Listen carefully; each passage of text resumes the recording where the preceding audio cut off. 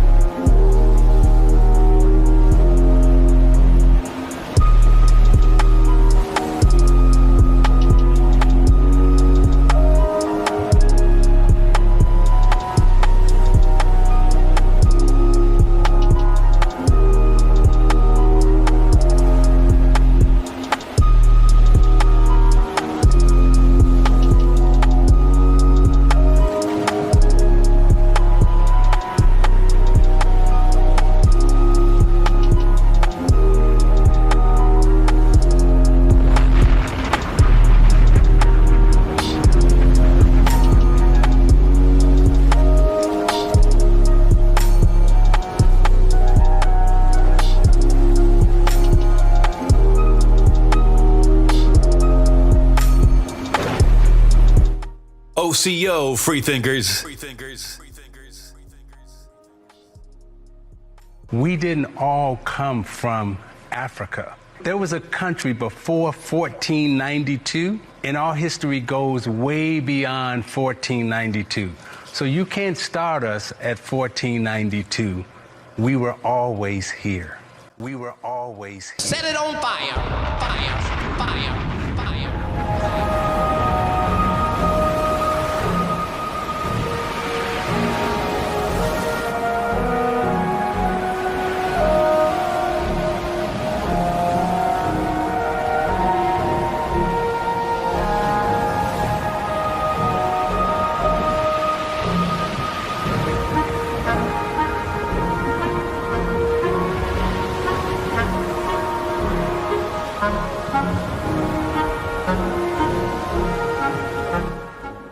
Mic check. 2, 2, 2. We good? OCO, everyone. How y'all doing? We good? We can hear each other? We can hear each other. Listen to me. We in the building? What we looking like right now? We in the building?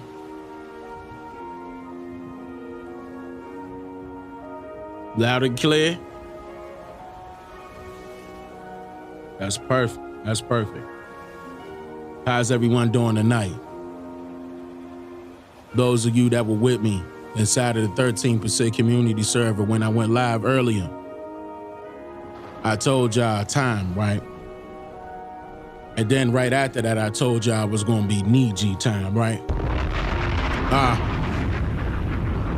Okay, because those of you that were in the community server with me during that live, y'all know what went down, right? I'm gonna keep it PG, okay? I'm gonna keep it PG. But everything went up. It's up. You know what I'm saying? Rule laugh. All right, so let's pull up this chat and make it happen. I don't know if my 2. Yo.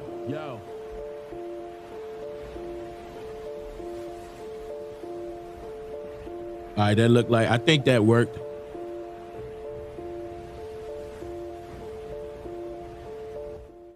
right, let's get into these shout-outs then, huh? OCO freethinkers. You're now tuned into the realest historian on the planet. He's here to make you think. You are watching a master at work. This motherfucker don't miss. No, he's fucking good. That motherfucker don't miss, man. He's good. In the heat of battle, he don't miss. No. In the heat of controversy, he don't miss. No. The fuck you mean? King Kong ain't got shit on me! The fuck you mean? We're not black. How about that? We're not black. We're Indian. Fatality. We didn't all come from Africa. There was a country before 1492, and our history goes way beyond 1492. So you can't start us at 1492. We were always here. We were always here. The best teacher you wished you had in school. Have your pens and paper handy and get ready to take notes. It's Dane Calloway. Okay, right. I'm reloaded. So we got in the building. I see ATL, Georgia in the building. Tampa, Florida in the building. What up? Chicago in the building. Let me get this mic together. San Antonio, Texas in the building. DMV to VA to, I think you said Vegas, man. You traveling out there, huh? You be safe out there, man. St. Louis in the building. Oklahoma City in the building. Detroit in the building. Cleveland, Ohio in the building. What up? Dallas, Texas checking in. 202 in the building. Hey, what up, DC? What up, Slim? It's go time, Slim. Clayton, Alabama in the building. Long Beach, Cali in the building. Los Angeles, Cali in the building. Oklahoma in the building. Dallas in the building. Hold up. Philly in the building. Cleveland, Tennessee in the building. East St. Louis in the building. Hey, at what I see you, thank you for the 5 gifted. And John L. Crumble back again with another 10 gifted. Y'all going crazy. I appreciate that, family. Brooklyn in the building. PG County in the building. What up, Maryland? Baltimore in the building right after that. Richmond, Cali in the building. South Houston in the building. H-Time.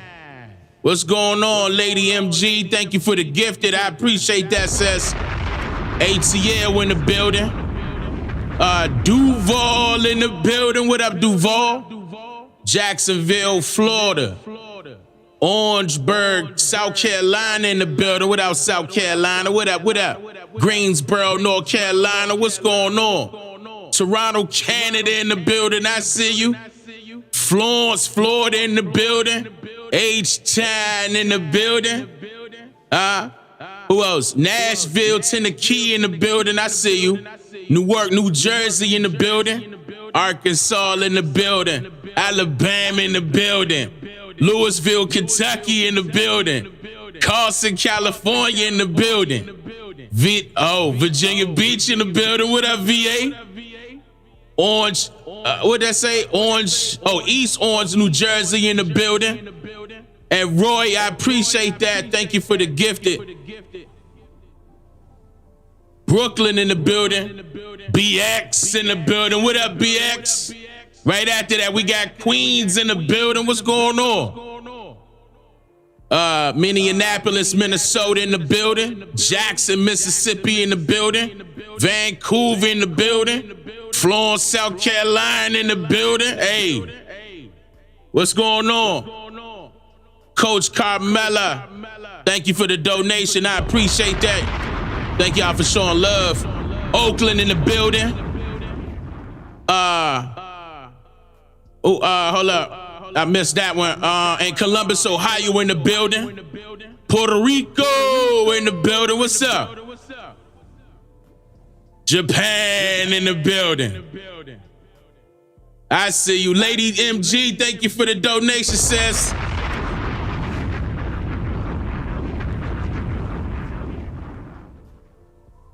Mexican, Michigan in the building. Tulsa in the building. South Carolina in the building. Pittsburgh, PA in the building. Philly in the building. Jersey City in the building. I see you. North Philadelphia in the building. Rose Jackson.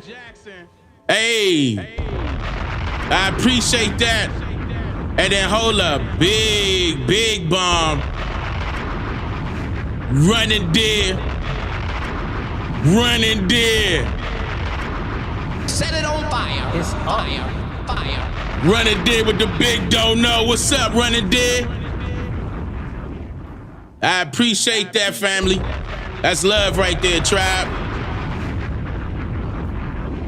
James Stone with the gift that I appreciate that, James.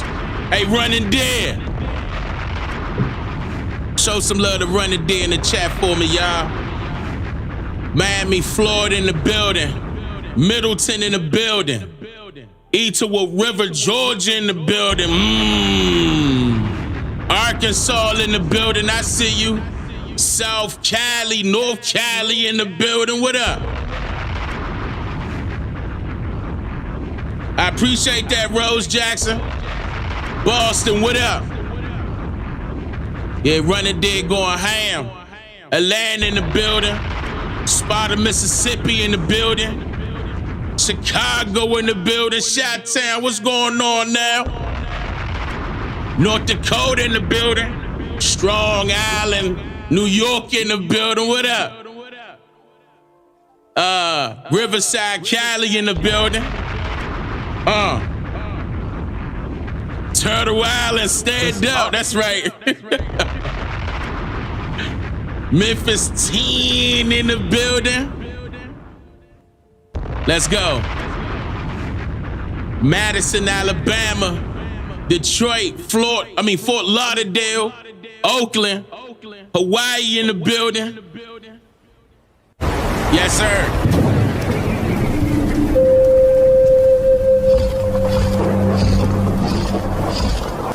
I see you, PG County.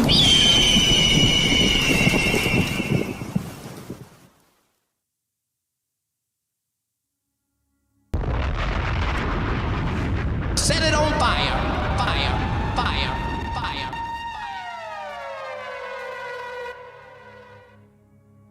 Yeah, man. So look, I'm about to.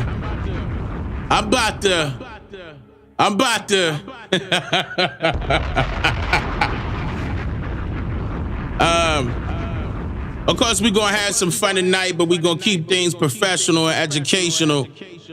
We're gonna dive into something that I saw. I wanted to, show you all something real quick. As a matter of fact, let me go ahead and get that thing together on my side. Dawn Walker, thank you for the membership. Tamika, thank you for the dono. You said love your message. I appreciate that. Nikisha been a member for 2 months in a Set it row. on fire. Fire. Fire. Fire.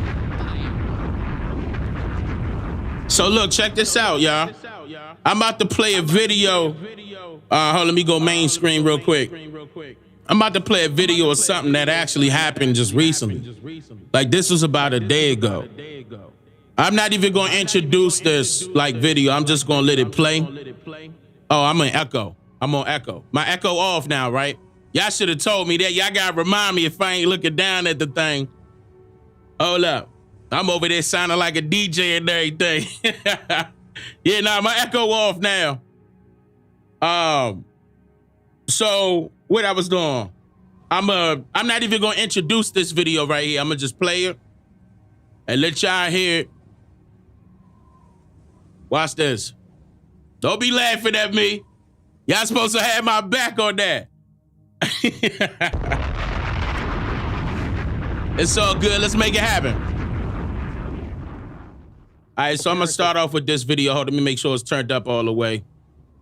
Some of y'all may have seen this, but if not, you gotta see this. I gotta show you this. Hold up.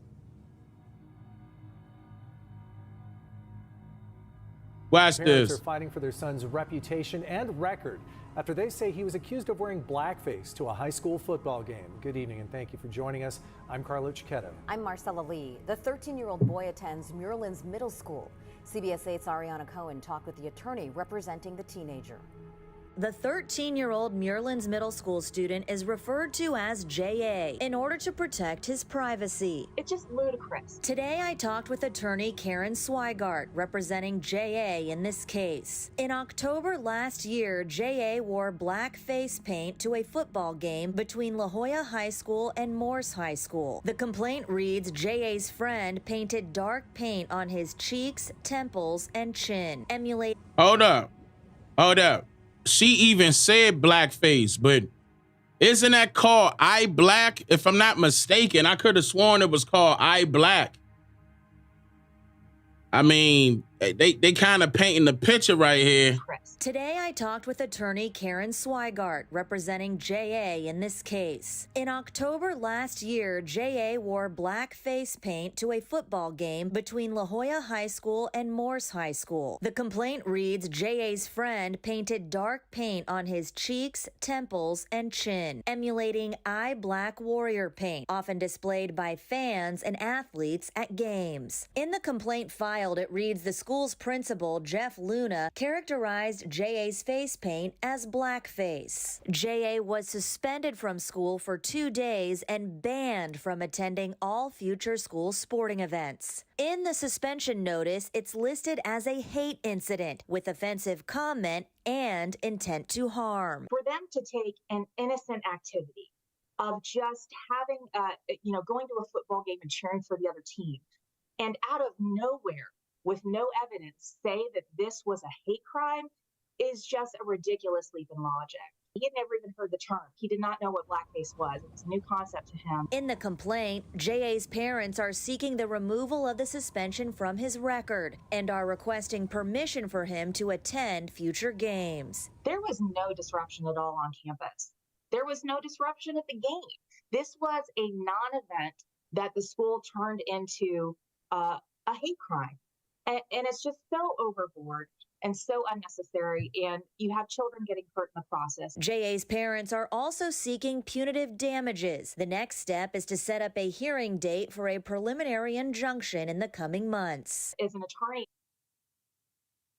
Center for American Liberty. Y'all remember that? Defends the free speech rights and civil liberties of Americans. Remember, I covered them before. Y'all should recall when I did that segment on the people that were suing. They actually got civil rights attorneys, and they were trying to sue because the government was trying to deport them. And remember, their families were separated. It was that video. And they went into a class action lawsuit, and Biden, he quietly paid them off. Yeah, remember that? And I was like, we need to do something like that too. Why don't we hit them? See if we could get money that way. This is about maybe a year or two ago. But notice how they hopping right to it, though. as an attorney, I have been dealing with an alarming number of situations, clients calling me with similar things. And these school districts need to stop. They need to stop throwing innocent children under the bus. We reached out to the San Diego Unified School District and have not yet heard back. Both schools' principals and football coaches have not commented at this time. Ariana Cohen, CBS 8. All right, a Fox and Friends exclusive here. A California middle schooler accused of wearing blackface has a new lawsuit against the school district. J.A. was suspended from school for 2 days and banned from all sporting events after wearing that eye paint. You can see there the black eye paint on his face. And now his family wants the incident expunged from his records. J.A. joins us now along with his dad, Daniel Amaduri, and their lawyer, Karen Swigart. Thank you all for joining us. Thank you and good morning. Good morning. Good morning. J.A., I know you live out in California, so thanks for waking up this early for us. Tell us what happened back in October at that football game. It was a normal day, and everything was normal. No one said anything. It was just a normal football game, and La Jolla won. So you put black eye paint like the football players do? Because when you look at that picture, Yeah. it's She all sound over your like face. she But from- Brian, who She sound like she from Texas, but hold on, y'all, real quick. I know they still gonna be considered white, but if we look at this family really quickly, to me, Spanish, right?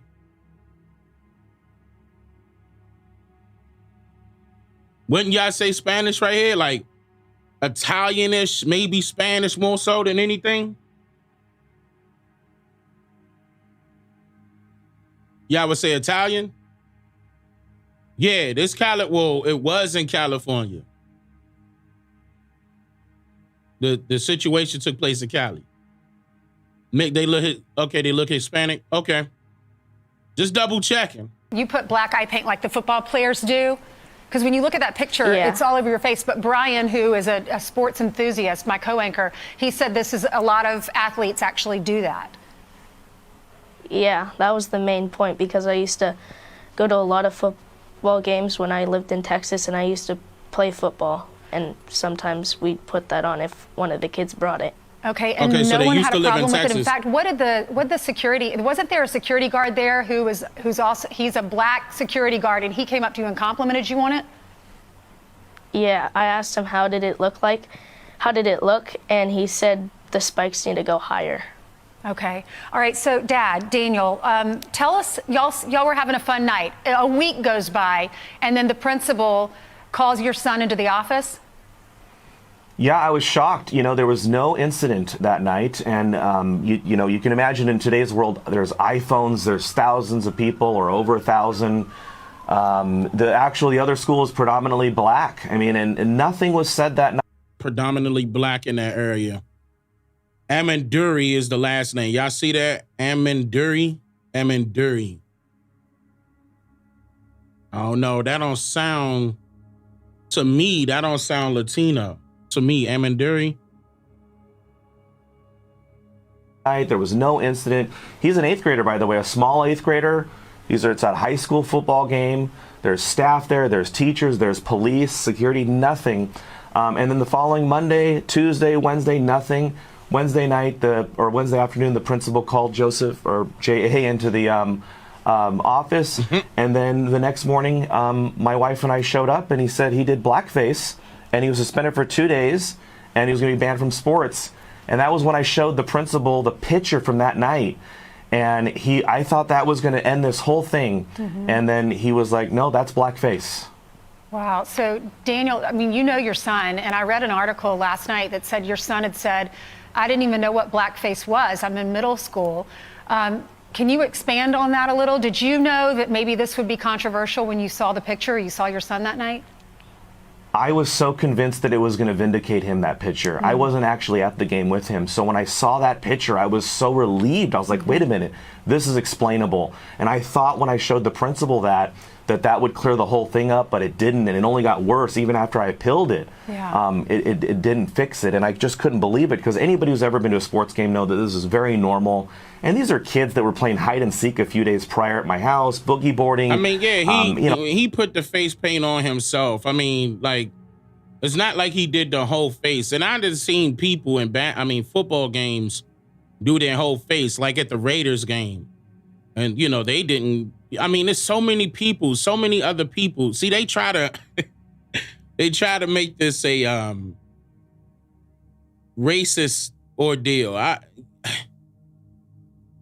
mean, we see so many people doing it. There's so many people doing it.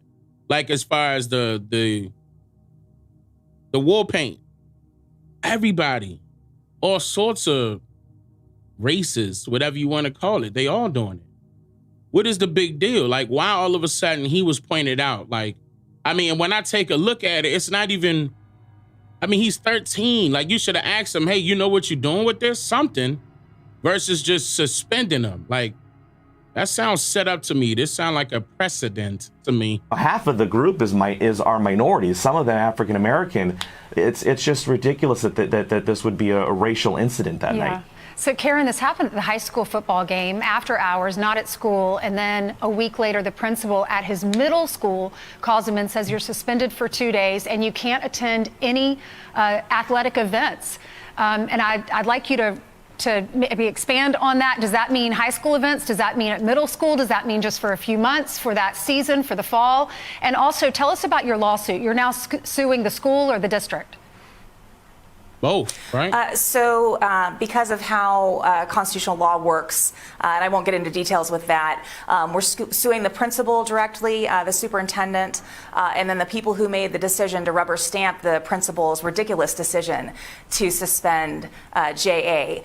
And there was a recent case just in the last couple years at the Supreme Court where they talked about the out-of-school speech rights that students have to be able to express themselves, it was very clear that unless you have a substantial disruption on the campus, schools cannot restrict the out-of-school speech rights of students.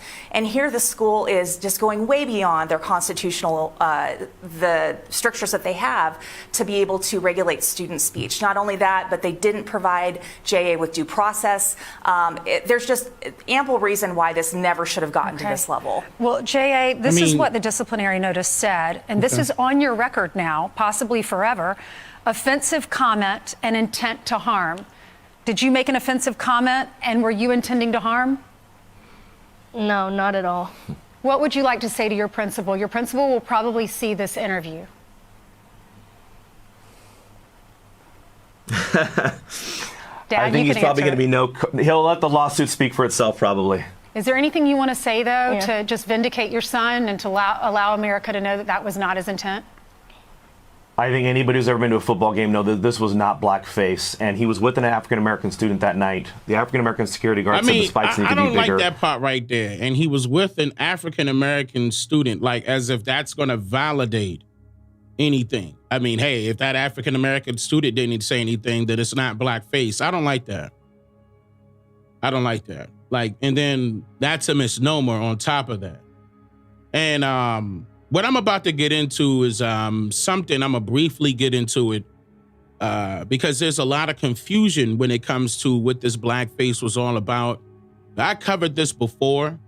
I'm going to briefly get into it because I'm going to get into some other things, and I'm not trying to spend a lot of time on these particular topics. I want to touch on that one, get into this session so we could, touch on blackface and then other things right behind that. So, I mean, this is probably going to go viral.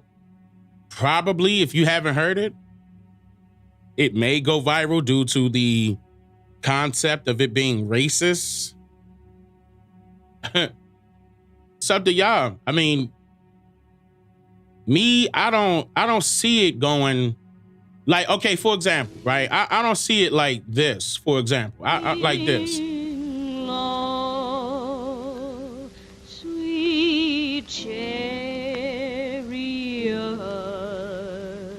Coming for to carry me home. Like that's blackface. Swing low. Like the whole get up.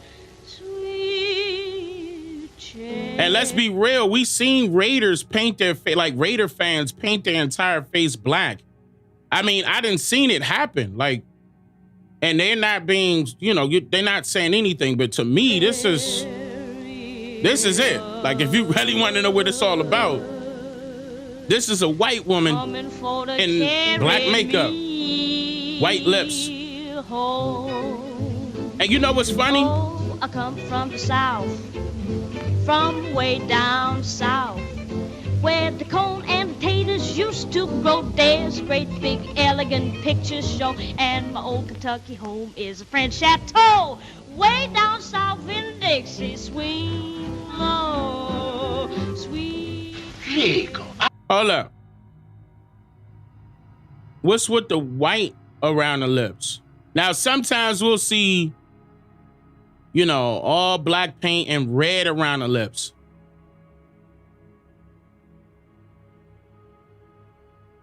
But I want to be real here. Just because it was considered blackface, what authenticates it as being derogatory towards us? When literally none of our skin complexions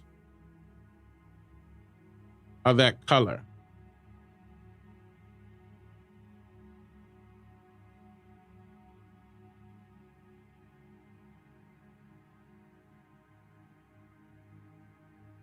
I just want to point something else out real quick. Yeah, I see her name is Judy Garland, right? Just so you can see who she is, this is the same lady that played in Wizard of Oz.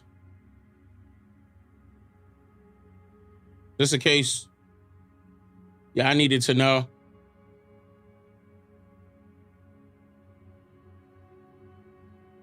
Same one. Now, what's crazy is believe it or not, during the civil rights movement, would you believe me? And you don't have to. You could go verify this. Yeah, she played Dorothy in Wizard of Oz. But she was there during the civil rights movement. Just think about that for a second. She was there for the march from Selma to Montgomery. You could look this up. Like she participated with Martin Luther King and the rest of them. After this,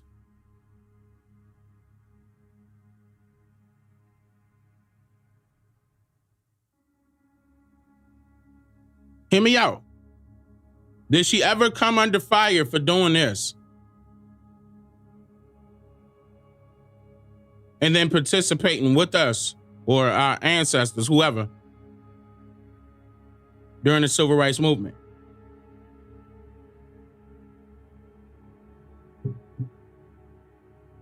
It's kind of odd, ain't it? Again, you would think that they would have pushed her away based off of this video alone. Like, this is well known. Well known. Well known.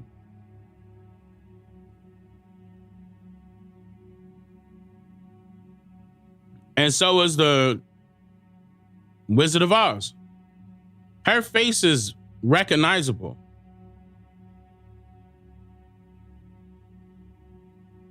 But again, she participated as an activist, allegedly being on our side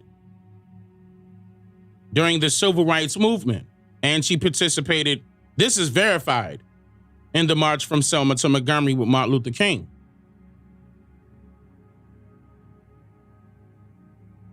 How do y'all feel about that? So I'm getting ready to play something else that should make you question blackface. It should. Again, we were told these stories about blackface. We were told that it was always derogatory. We were told that it was initially a shot at us. But what if it later became that, something derogatory? Similar to the Ku Klux Klan, for example. When the Ku Klux Klan was established, did they immediately start attacking so-called people of color? I'm getting at something, but I'm also trying to warm you up to what you're about to witness.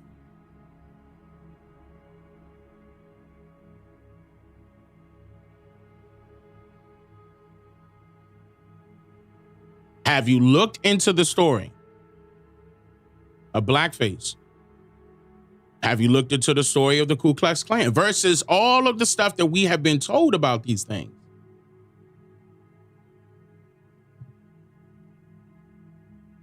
Many of you didn't know that she was marching with Martin Luther King.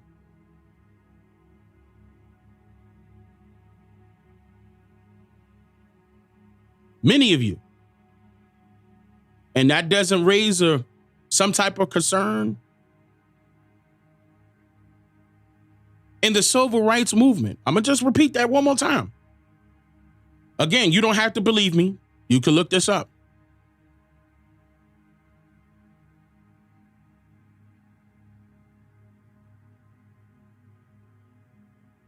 Judy Garland.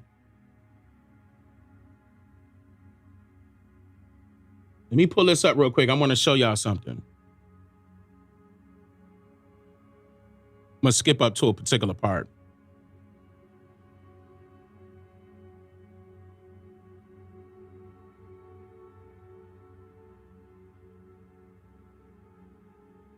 1 second.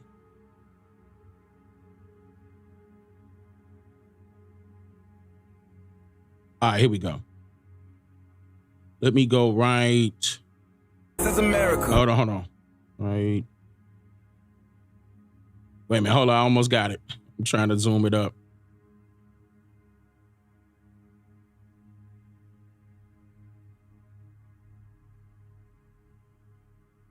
All right, right here.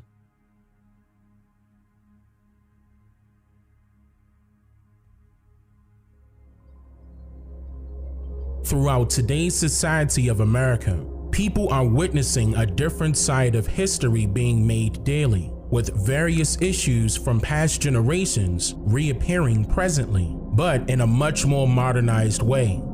Issues that were once at the forefront of the public's attention in conversations between the 1830s and beyond are now being cultivated into much larger public issues, causing any thoughts of any possible resolutions to be null and void. There are multiple utilitarian labels placed upon many of these public issues at large, in which some of these labels have since been changed over time, but it still carries the same meanings, whether it be positive or negative. Like, for example, the public label Indian was initially used by the United States government, the US Census, along with most of the population of America when referring to dark-complexioned people that historically and currently resides only in America, prior to this label being used to refer to the population of the landmass now known as India as of January 26, 1950. This public label Indian was in fact changed over a period of time, but it still carried the same derogatory meaning, like, for example, colored, Negro, or even darky, just to name a few. What these public labels have in common bears a divulged sense of information, revealing why it was so essential for somebodies to streamline expensive manipulative tactics in order to win the game of race, which is usually known as a playful but competitive hobby, and in some cases, an award-winning sport, an individual versus another individual, in an athletic sort of game of, let's say, nowadays the term race is used to classify a group of people by particular characteristics, such as an individual's skin complexion, hair textures, and their facial features, even without permission from the people that are being categorized. In other words, to be categorized by a stranger is the exact same thing as being judged by a stranger. Right. In the book entitled Race and Ethnicity in the Classical World, the author states that, quote, the ancients would not understand the social construct we all call race any more than they would understand the distinction modern scholars and social scientists generally draw between race and ethnicity. The modern concept of race is a product of the colonial enterprises of European powers from the 16th to 18th centuries that identified race in terms of skin color and physical difference. In the post-Enlightenment world, a scientific biological idea of race suggested that human difference could be explained by biologically distinct groups of humans evolved from separate origins who could be distinguished by physical differences, predominantly skin color. Such categorizations would have confused the ancient Greeks and Romans. End quote. So, since race would be confusing to people of ancient times, then what was altered in order for it to all make sense now? Well, there were two scientific theories that were implemented into one-directional belief systems of various religious societies, along with being campaigned by foreign social influencers of the late 18th century. These scientific theories are known as polygenism and monogenism. According to the book entitled Race, Culture, and Evolution, Essays in the History of Anthropology, author George W. Stocking wrote that polygenism is a theory that is, quote, the belief that different races had evolved separately in each continent and shared no common ancestor, meaning that polygenism is the belief that everyone came from multiple but uniquely different mating pairs instead of just one specific mating pair, and that these mating pairs reside throughout all of the continents instead of just one selected or chosen continent. Like Africa? And of course, the negation for polygenism is monogenism, which is the belief that all races evolved from one common ancestor of one particular continent. Like, for example, the so-called out of Africa theory was initially campaigned due to the fallacies of Charles Darwin, in which he vowed that all races of people evolved from animals. And since these animals allegedly originated in Africa, so did all races, somehow. Theory. Even some religious societies gravitate towards their own monogenism due to their traditional beliefs that all races evolved from Adam, or Adam and Eve. This theory is traditionally well known and believed religiously throughout mostly Judaism, Islam, and many denominations of the Roman Catholic Christianity societies. In fact, in the book entitled The Racial Economy of Science Toward a Democratic Future, author Sandra Harding wrote, quote, African American intellectuals continue to infuse discussions of race with theological, moral, and political concerns. They continued especially to evoke the older tradition of Christian monogenism long after it had lost ground as an acceptable style of scientific argumentation in mainstream science. Christian monogenism was one of the few powerful traditions linked to science on which they could draw in self-defense. Moreover, theological discourse was one of the most significant intellectual productions of the Black community. End quote. What is very important to note here is that Christian monogenism played an essential role in developing, cultivating, and indoctrinating our very own people's comprehension and literature on race systematically. So they inadvertently continue to draw from this theory directly in self-defense whenever the topic of race has the floor, not noticing that they are distracted by focusing on what's going on around them versus what's going on right in front of them. And here's what I mean by that.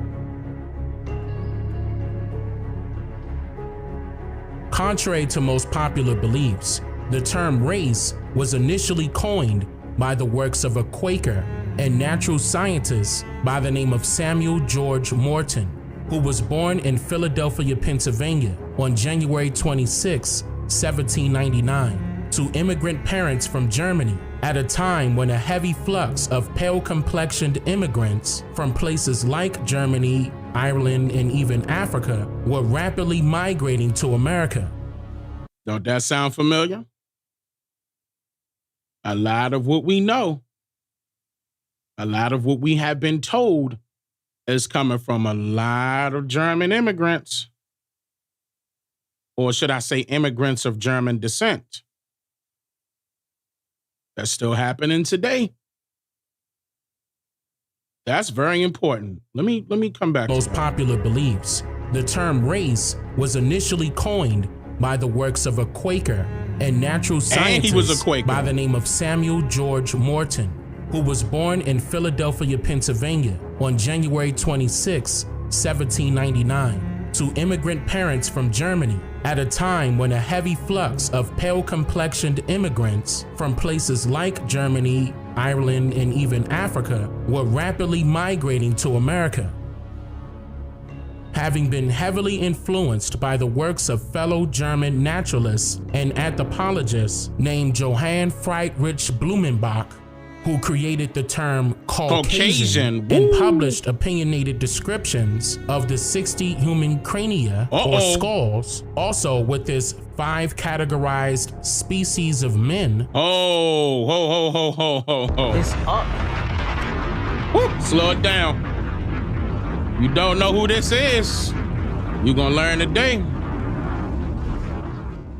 By the works of fellow German naturalists and anthropologists named Johann Friedrich Blumenbach, who created the term Caucasian and published opinionated descriptions of the 60 human crania or skulls, also with his 5 categorized species of men of these skulls in his book that was published in the year of 1795 that is still widely used in craniometry today.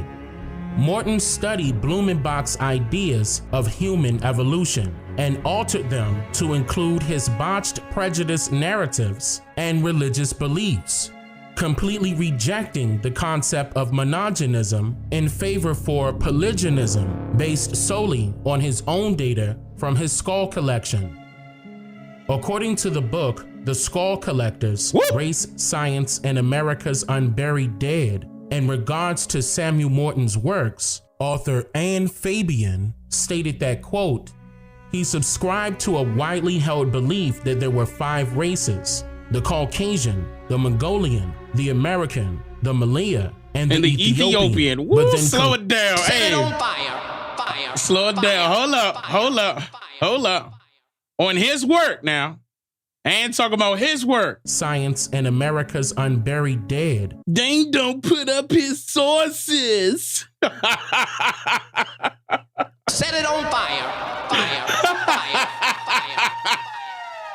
They so funny. In regards to Samuel Morton's works, author Anne Fabian stated that, quote, he subscribed to a widely held belief that there were 5 races: the Caucasian, the Mongolian, the American, the Malaya, and the Ethiopian, but then concluded that each race represented a different species created for one of the Earth's continents, an idea that set him at odds with clergymen and believers who were certain that all men were the children of Adam.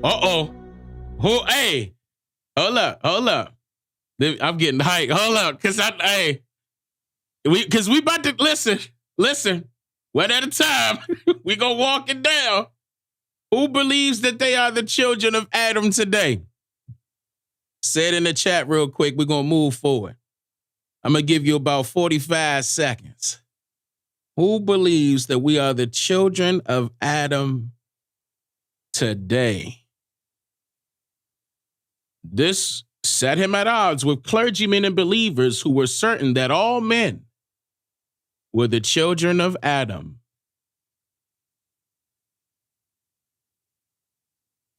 Okay. Christians, huh? Okay. Note that this one-directional belief system that she gave mention to derived from the same 3 religious societies that I mentioned earlier. And Fabian then later added, quote, work comparing skulls led Morton to 2 conclusions, although they were not universally shared. First, that polygenism, the idea that God must have created more than one species of man, offered the best explanation for the differences among people. And second, that of the 5 races or species of men, Caucasians had the largest skulls and therefore the biggest brains. We gonna let him get away with that? 2 things. The idea that God must have created more than one species of man. Not only is that a guess, not only is that a theory, that's not even a possibility. That's make-believe. That's imaginary, ladies and gentlemen, just like the next statement. And second, that of the 5 races or species of men, Caucasians had the largest skulls and therefore the biggest brains. They're trying to put themselves at the top. A lot of so-called scientists that, believed in that process of natural selection, they were skull collectors. Doesn't that sound familiar? That may ring a bell to you. What is it called? Who else was along these same lines. What's his name? I'll give you a hint. He's a eugenicist. Same lines. Darwin. It's that simple. It's that simple. They were working together, ladies and gentlemen, to trying to figure out who they were. When they discovered the truth, they made up a lie to cover it up, to make themselves appear to be superior. This is the reason why I said, hey, white supremacy is an illusion, especially when they basing it off of the history they created and also the science, the pseudoscience that they created. It's not based off of hard evidence that can be proven or verified, or is it even accurate? No, it's strictly based off of their assumptions on what they want it to be, how they make it out to be. God must have created more than one species of man. He had to. I don't believe it. No, we can't all be human. It gotta be different species. I don't wanna look like I came from a so-called black man, so-called black woman. No, we different races. What that sound like? Sound like they had a personal problem. And the only solution that came to their little tiny brains, notice they said biggest, but their tiny brains, was to lie about it. That was it. No, the Caucasians had the largest skulls, therefore the biggest brains. We the smartest out of everybody. And they taught you the same. And do you know it's people out there right now that will live and die with this thought?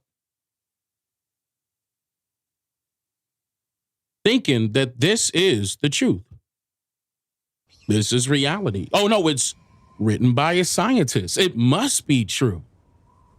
I mean, he has the credibility of a scientist, Dane. What makes you think I won't believe him? This is the reason why I said there's a difference between believing and knowing. You just don't take somebody else's word for it and expect that to be the truth. I mean, unless you're nosy like me and want to go find out on your own, do some proper investigating, not Google searching, not Wikipediaing.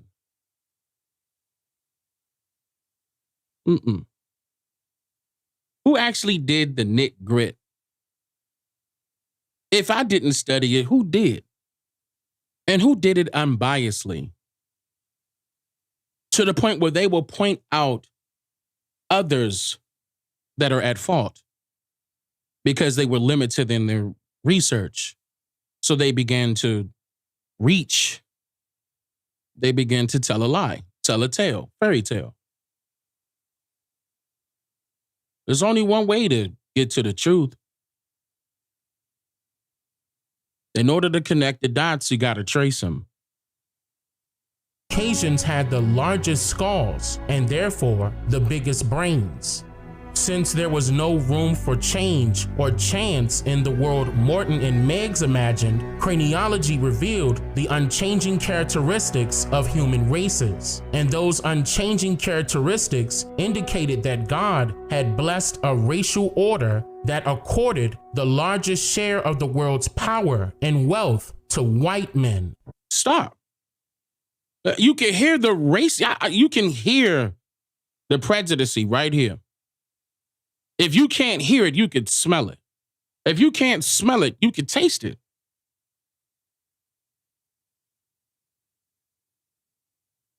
And those unchanging characteristics indicated that God had blessed a racial order that accorded the largest share of the world's power and wealth to white men. This is another reason why I'm telling you that white supremacy is an illusion.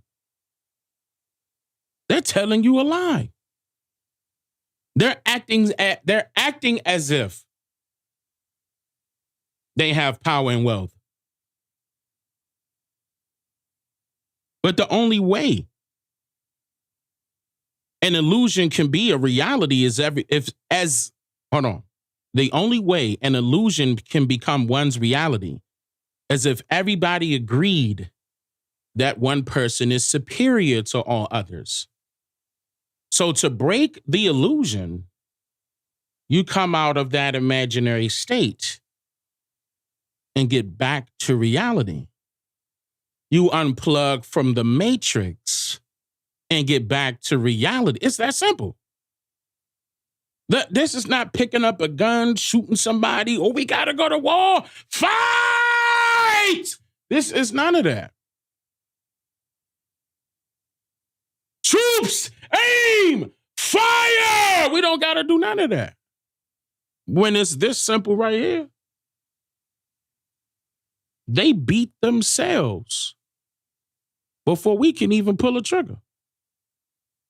They defeated themselves.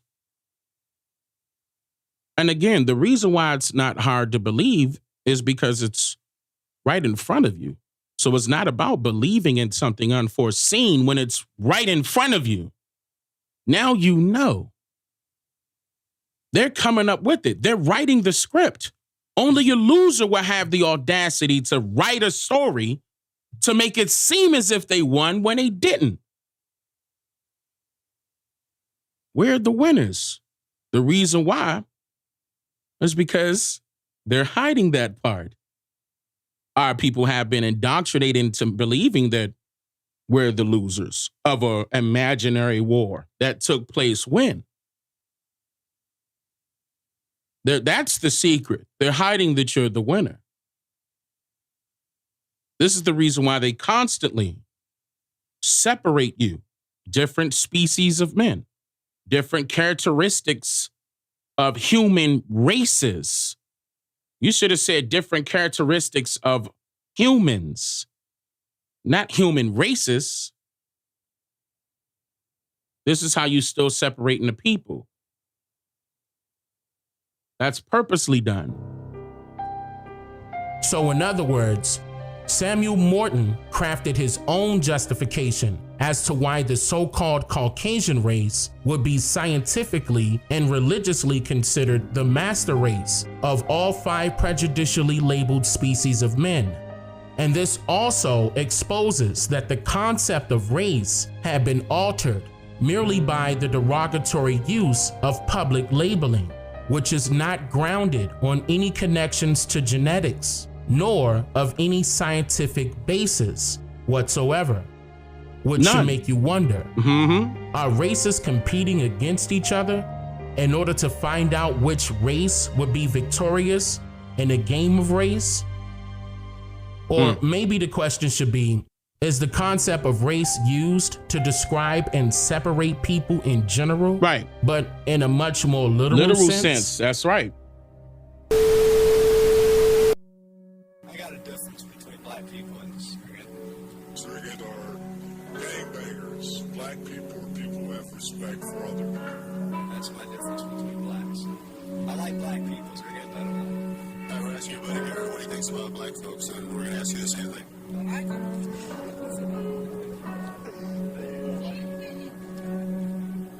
That's, some people have different opinions.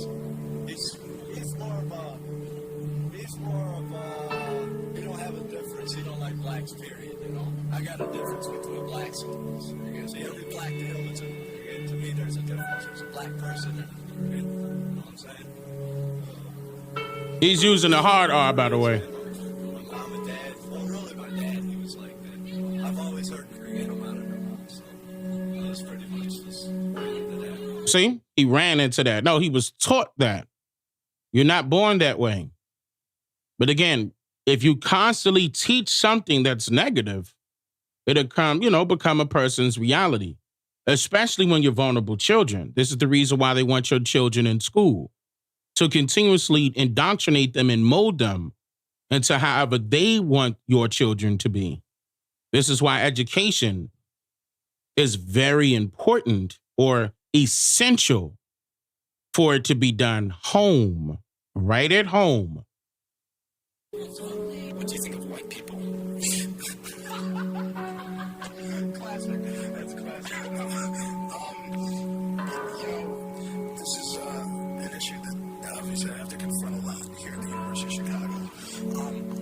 I am what is termed as a half-breed. My mother is white, but you wouldn't know that from looking at me because skin color is on a chromosome or whatever, and it's inherited, independent of either of your parents.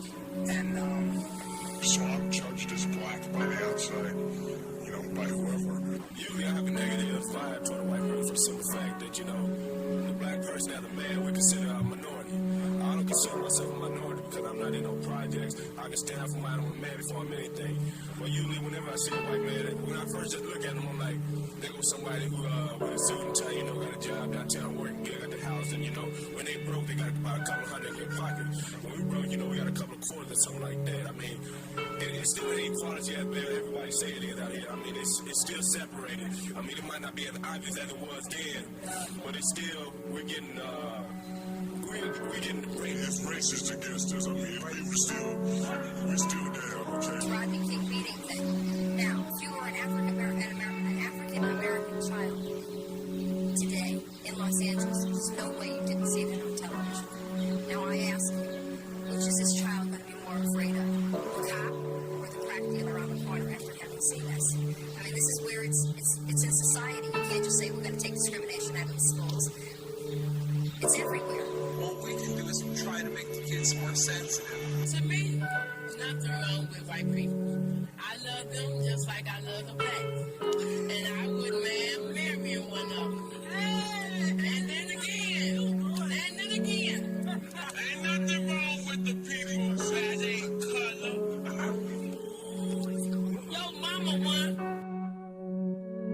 Nowadays, you may recall hearing community leaders, social activists, and even politicians who are campaigning for political positions within the government mention that most of the racial issues throughout today's society in America can be somehow easily resolved by just providing people who are affected by these issues job training or better education. Obviously, we need to end all forms of racism in this country.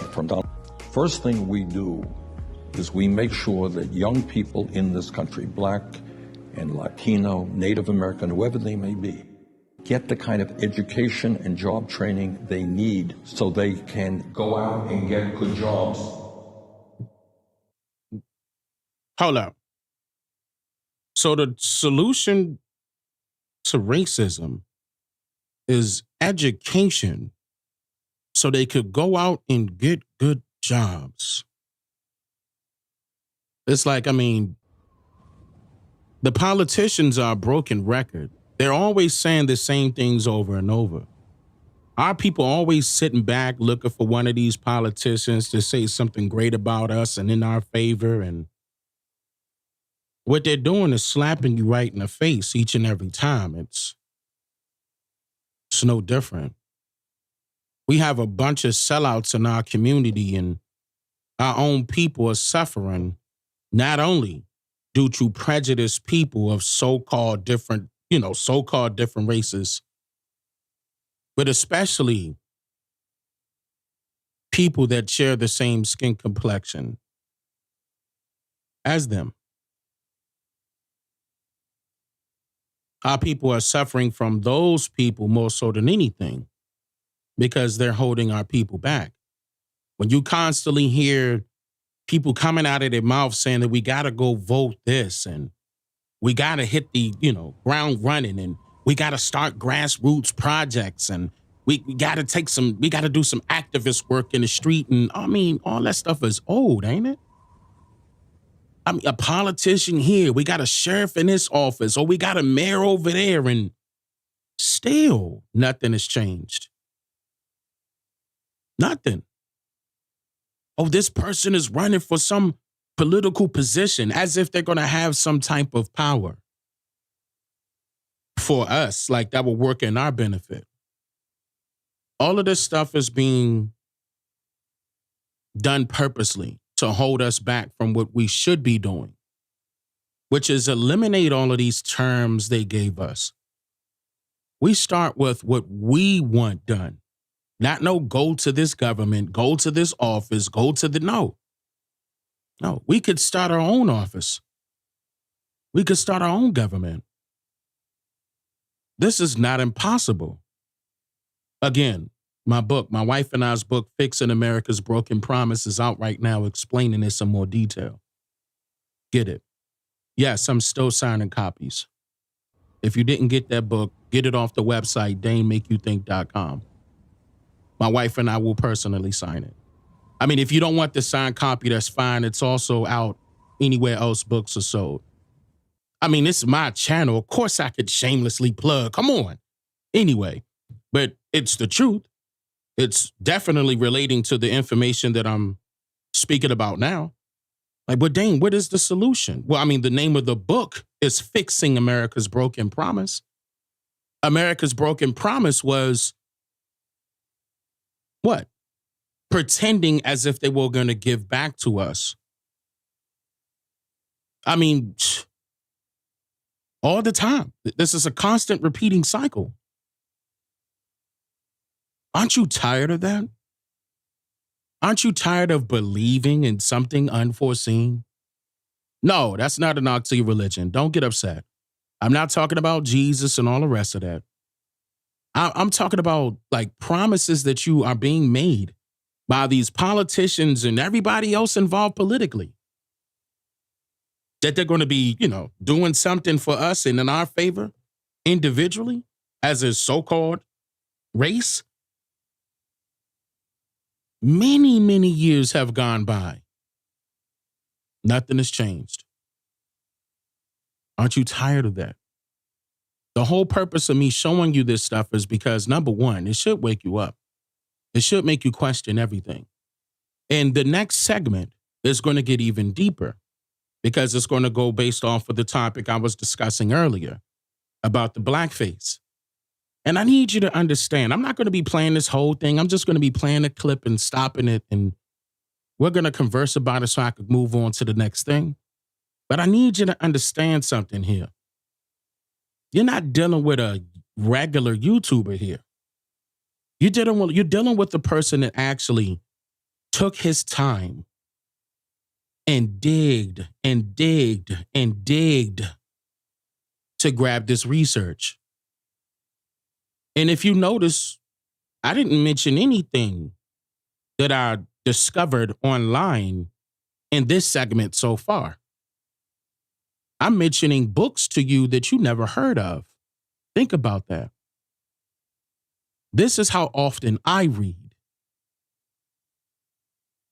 It's not going to be the most popular book that you're going to be familiar with off the top. No. That's not cross-referencing. That's not researching. So am I a guy that you could trust? Yes. But I tell you, still don't believe me. It's best that you know for yourself by researching on your own. But yeah, you know how people say, they'll disagree with me and then, what I'm going to do? I'm going to still listen to them. I'm going to eat the meat and spit out the bones. And you know what I'm going to come back and tell you? The bones wasn't supposed to even be in your mouth. I mean, what you spitting out the bone for wasn't even supposed to be in there. Huh? You better leave that bone on that plate. I'm going to eat the meat and spit out the bones. Dang, that's just a figure of speech. Yeah, I know. Yeah, Like a lot of other things. Like the sky is the limit.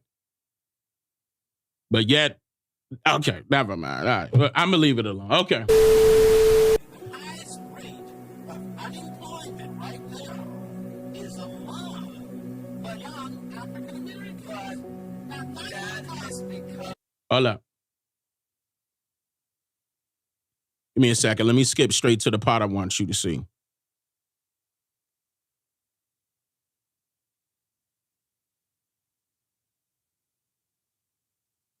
If you want to see the whole thing, it's on the website.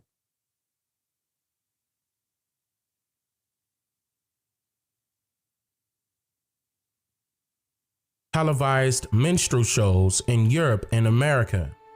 These minstrel shows featured certain comedians that performed dance routines to catchy sing-along jingles. And these comedians were dressed in hand-me-downs and painted their pale faces black, which was said to have been done purposely in order to make a mockery of dark-complexioned people. What is very important to note here is that even though these types of minstrel shows were being televised in Europe as well, it was said that dark-complexioned people of Europe allegedly took no offense to this alleged mockery, acknowledging that it's just jokes. Interesting enough. During the year of 1828, at a time when so-called slavery was still at large and Indian or Negro insurrections were consistently increasing, 1828, America witnessed a pale-faced New Yorker and local comedian by the name of Thomas Dartmouth Rice perform his song called Jump Jim Crow while dressed in clown-like attire with his face painted black. For copyright reasons, I am not permitted to play the original 1828 version of this song, as Warner Brothers are holding on to those rights for dear life. However, after reading the original sheet music that was published in New York in 1832, I discovered that the song was about a fictitious person of color named Jim Crow that got into physical altercations just because he saw someone living a better life than— Hold on, before we go any further, I just want you to listen to that. There was a fictitious character, Jim Crow. His last name is Crow. How many crows do we have out there as their last name? Or are you familiar with the Crow tribe? I'm gonna leave it there. Those rights for dear life. However, after reading the original sheet music that was published in New York in 1832, I discovered that the song was about a fictitious person of color named Jim Crow that got into physical altercations just because he saw someone living a better life than he was, regardless of their skin complexion. And he also made fun of white people throughout the song, even daring them to insult his character, for he would fight them as well. What should— You heard that?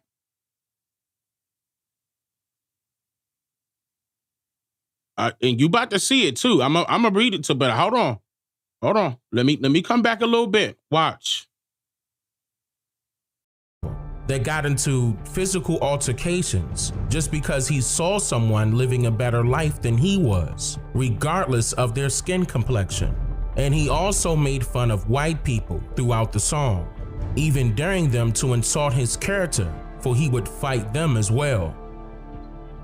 What should be noted in regards to the Jump Jim Crow song is Rice's use of a very particular word, and due only to Rice's original spelling of this word, it is in fact a little offensive, but not necessarily racially charged.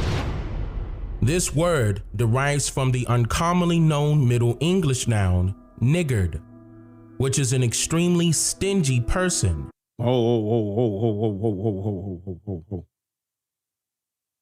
Let me let you see that wording again.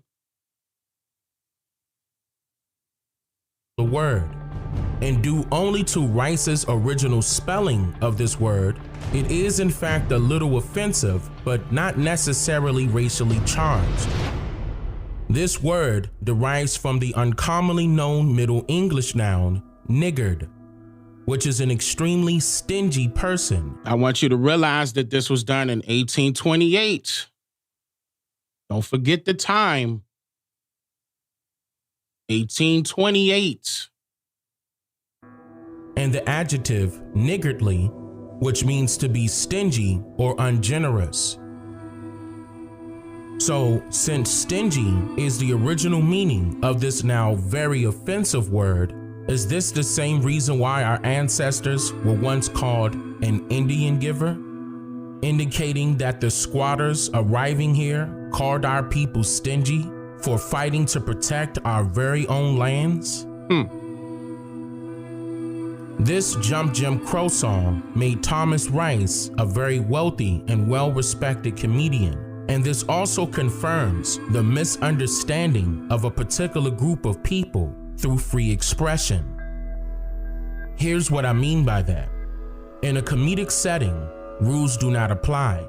The performer is able to freely express themselves, which could be taken as an insult by some, but reminded that comedians are there just for laughs and jokes as a form of entertainment.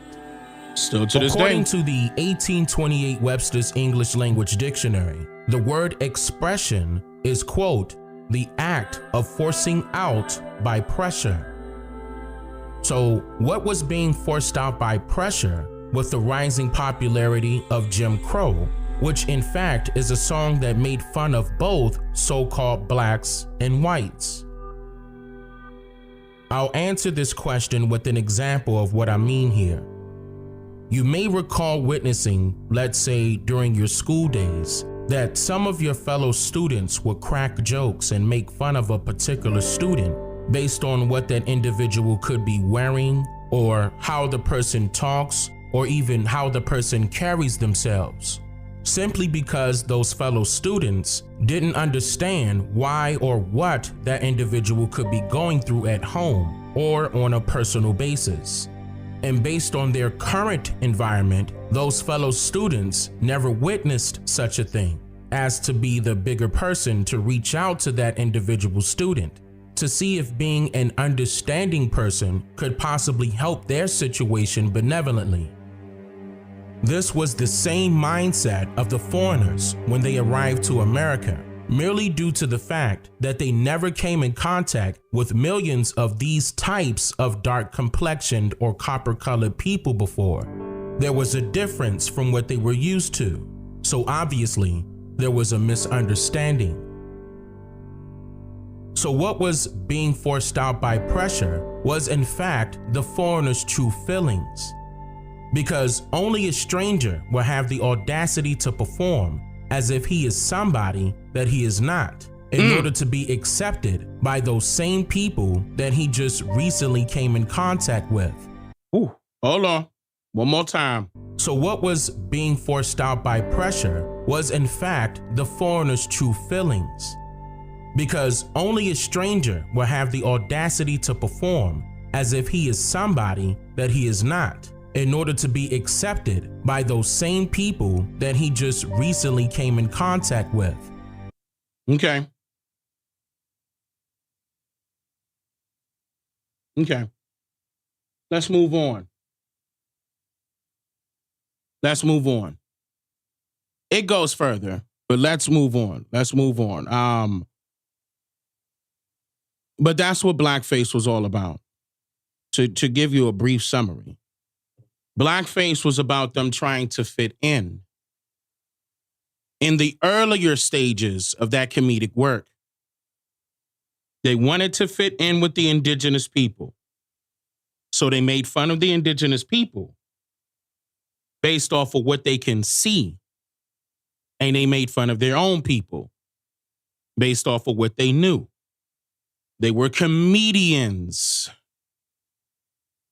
This didn't have a racial undertone, not initially. But of course, like anything else, like I showed you how it was done as far as race is concerned with different species of men, eventually it transitioned with a racial undertone. It transitioned into that. Keep in mind, 1828 is far away from the time period that you would consider Jim Crow laws.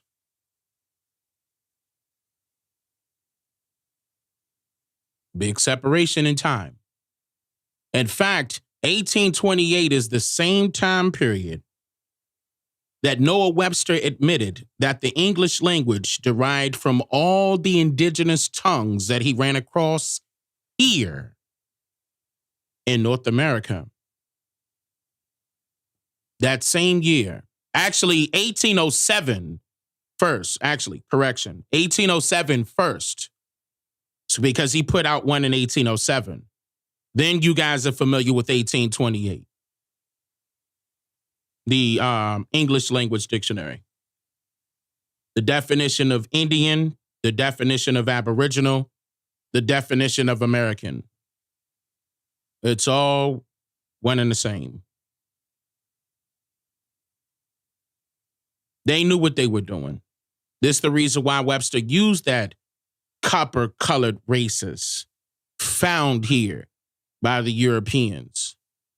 Because think about it. When was the next time you ever heard copper-colored beyond that time period? It was a different time period, different way that the foreigners approached us to get friendly with us. Don't forget, I said that they got friendly with you. They brought flowers while the gun was in their back pocket. Certain people had a different agenda in mind. That came later on. They wanted power. They wanted authority. They wanted to be supreme because they were always less than European, money-making slaves. European, money-making low-class slaves. They came from nothing. Peasants, servants, Slavs, they came from nothing. So they tried any and everything to fit in with you. And then eventually they brought themselves up. That's why I said, by the time this government, the government that we're familiar with right now, got on its heels to do anything, that's right, Slav, to do anything as far as overtake certain things by way of the color of law, it took a long time. Even though the doctrine of discovery was there, the doctrine of discovery didn't inform the people that came here that they will be killed by the Indians that were here. This is the reason why you have the term land of the free, home of the brave. Because, of course, the Indians were brave enough to whoop that ass. And they didn't have a stronghold, especially in 1828, which should also make you question the entire slave trade. Because how can a European have enough power in a foreign continent when they didn't have enough people within that same foreign continent? So they did what anybody else could do. If you want to fit in, you trying to make new friends, what are you going to do? You're trying to break the ice by making them laugh and giggle. That's the first thing you're going to do. Men, that's what we do to make the woman feel comfortable, right? When we trying to get her number, we're going to try to break the ice with her by making her giggle, not just smile. We want to show her that we're not threatening. We're not, of course, we're still manly, but we're not threatening. We are protectors. You could be comfortable with being around me.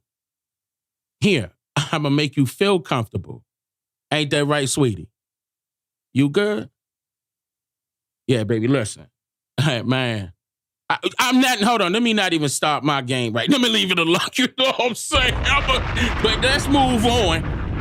And, I've been married for a while, so I'm sure it is still, So, to the next topic at hand. I want to talk about that term that you were noticing that a lot of people gravitated towards throughout the portions that I was displaying there, the Black, the African American. Remember, you saw those clips of those people out there in Chicago, the young, I'm not going to call them children, but the young adults in 1991.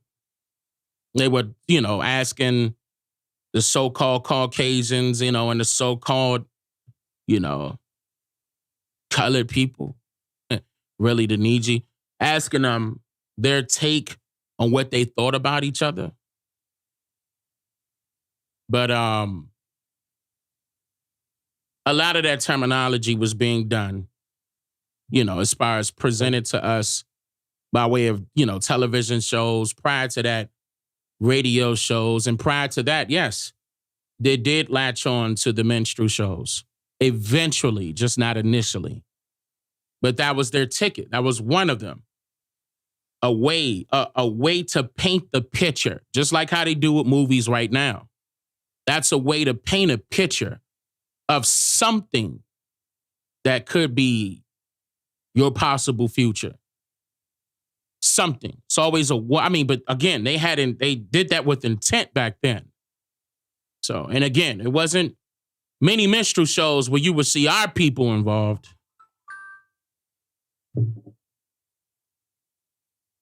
One second. Oh, Lord, I'm not, baby. Lord have mercy, I'm not. Man, my wife just texted me. I'm going to keep that to myself for what she said. But, all right. Lord have mercy. You know I'm live. Why would you do that when I'm live? Got my mind thinking about all that now. Calm down. Oh, man. I mean, you know how it is when it get cold outside, fellas. Y'all know. You know how the ladies are. When it get cold outside, you know, they want you to act as their warm blanket. You know what I'm saying? Their coat, their jacket, their skull cap. Yeah, buddy, you know. And they want us to zipping them up tight. You know, I'm keeping it PG, but y'all can read it between the lines.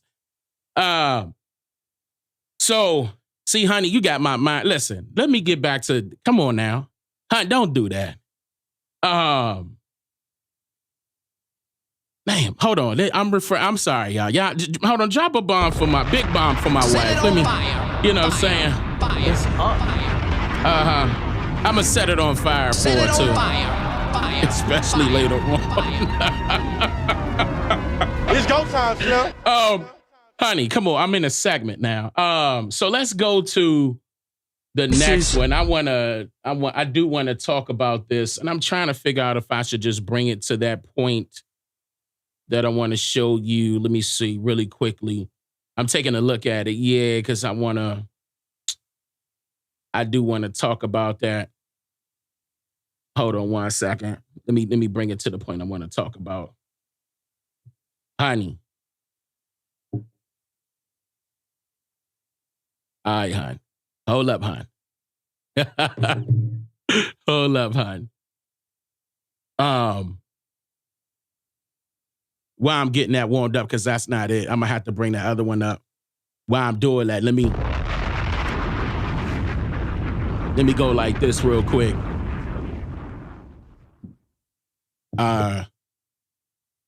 Janina, I hope I'm pronouncing that correctly. Thank you for becoming a member. Okay, now I just finished. Good. All right, so it's loading up. Goddess Wild Red, thank you for the gifted. Marv Dukes, OCO, been a member for 10 months in a row. Set it on I fire. appreciate that. Fire. Cherokee Bourne, been a member for 7 months in a row. I appreciate that. Tamika, thank you for becoming a member. DJ Divine Riser, been a member for 2 months in a row. It's been longer than 2 months. Set it on fire. Set it on I fire. know. It's been, yeah, you know, YouTube was playing with your channel. I know, sis. Ricky Cherry, what's going on, brother? Thank you for the gifted. Imperia, thank you for becoming a member. Exquisite Beauty by Jacqueline. She ain't playing. She either doing hair, nails, eyebrows, eyelashes. Either way, Exquisite Beauty by Jacqueline has subscribed. I appreciate that. Lovely Cherokee, thank you for the donation. Clear Vision Media Network has became a member. I appreciate that. Aquila, thank you for becoming a member, sister. Carbon, thank you for becoming a member as well. Loudy, thank you for becoming a member. And Tamara has been a member for 7 months Set it in on a fire. row. Fire. All right, I got it up right now. So this is what we gonna do. I'm gonna jump straight into it with this part right here. I'm skipping up to it because there's a point that I want to make. I should play this whole thing. What time is it? I should just play this whole thing. This is long. I just realized how long this one was.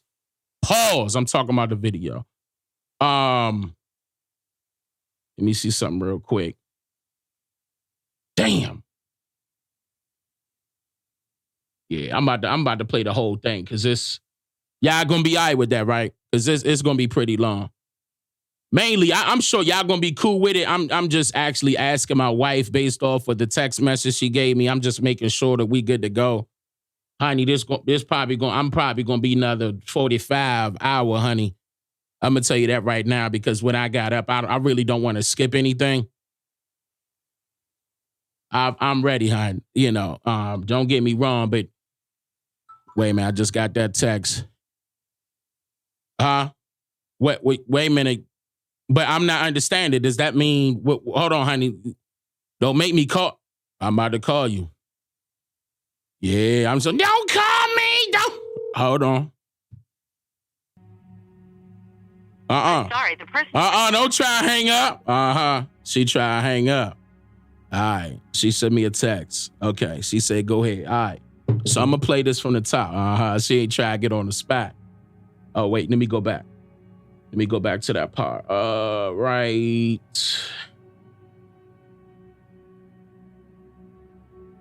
Right here. America. All right. So I wanna play this because there's certain things I want y'all to take and run with and assist everybody else with learning this particular portion because they are very essential to know because you got to understand why that label black is being placed on us and we have to get rid of it. We have to. That's not only holding us back and holding us down, but it's doing a lot of damage to a lot of things that we want to accomplish. Just because you're considering yourself black. Unfortunately, but it's the way it's designed, and I'm going to explain it in this segment. American people have taken labels that are used to describe different races of people out of context.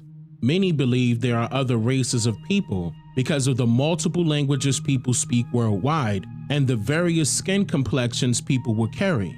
But if skin complexions are used as a means to label a race of people, then why is there no such thing as red Americans, yellow Americans, or brown Americans? We can recall America's society exclusively applying the labels white and black as a means to describe particular races of people. But is it really because of their skin complexions only, or is it something else? Realistically, are Black Americans' skin complexions the color black? And are white Americans' skin complexions the color white? No. The answer to both of these questions is no. However, somehow, America's society of today is still utilizing these labels as a means to describe particular races of people by the color of their skin. But if their skin complexions do not reflect the colors that they are being associated with, then what does black and white mean when alluding to Black Americans and white Americans and white Americans? Now keep in mind in the segment, I just showed you who created the term race, and I also showed you who created the term Caucasian, Malaya, Ethiopian. Did I say Caucasian? Yeah. So, and it's Negroid. We got to eliminate this stuff. That's affecting us. These are foreigners putting these labels on us. Notice how I was showing you the sticky notes. Like, that's basically what they did. They put a sticky note in your back.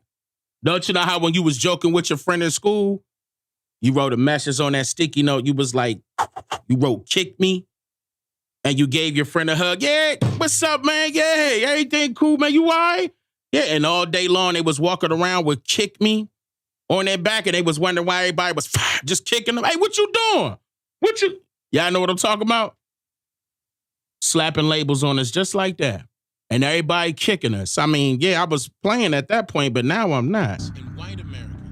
Now, let's cover some important key factors that allow us to comprehend what it means to be a Black and white American. It is said that with the passage of the 14th Amendment to the U.S. Constitution, which was ratified on July 9, 1868, after the American Civil War, this amendment granted citizenship to all persons born or naturalized in the United States, including formerly enslaved people. Learn you, enslaved people and formerly enslaved people in the United States of America historically consisted of various races or classes of people. So this 14th Amendment referred to formerly enslaved people and not one particular racially categorized group of people. This amendment became a significant step forward to the progress of granting civil rights and legal equality for all people. And yes, I said all people because within this 14th Amendment, it does not specify in descriptive detail which race or class of people these privileges will be granted to.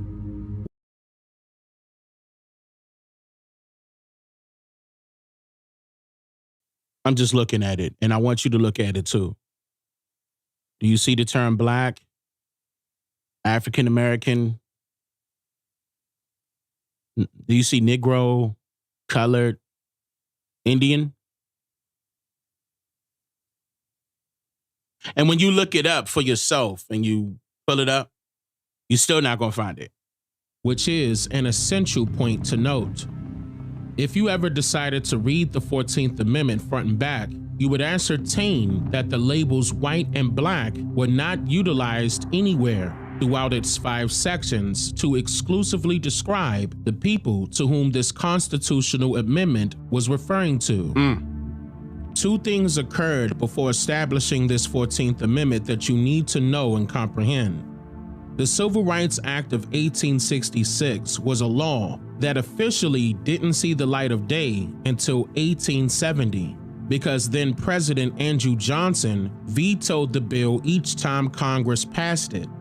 Congress passed the Civil Rights Act of 1866, passing the Senate on February 2nd and then passing the House on March 13, 1866, which defined the citizens of the United States, their rights and obligations, and penalized those who deprived any person of any right protected by this act because of their color or race. However, throughout the 10 sections of this bill, it needed to be descriptively specified in detail as to whom these persons this bill is referring to, especially when the bill mentions terms like color or race. Still, it does not, which leaves the civil rights of so-called Black and white Americans unaccounted for so far. And right. Democrat President Andrew Johnson vetoed this bill on March 27, 1866. Then, on April 9, 1866, Congress passed this same bill again by inserting portions of it into the 13th Amendment. And of course, Democrat Andrew Johnson vetoed it again. But the chamber overrode this veto by a 2/3 majority, and the bill became law without a presidential signature. However, multiple members of Congress ruled that Congress did not yet possess enough power to overrule the veto and enact the law. So it wasn't until after the passing of the 14th Amendment in 1868 that Congress ratified the Civil Rights Act of 1866, 4 years later. In 1870, so it came later. Again, there were no inclusions of descriptive labels like black and white added or utilized throughout the Civil Rights Act of 1866, nor the 14th Amendment to the U.S. Constitution to specify whom these privileges are granted to. Why were these lawmakers so vague when writing their legislation? Hold on, what you, Ricky Cherry, you said the video isn't up? Y'all can't see this? 1 second, y'all can't see the video?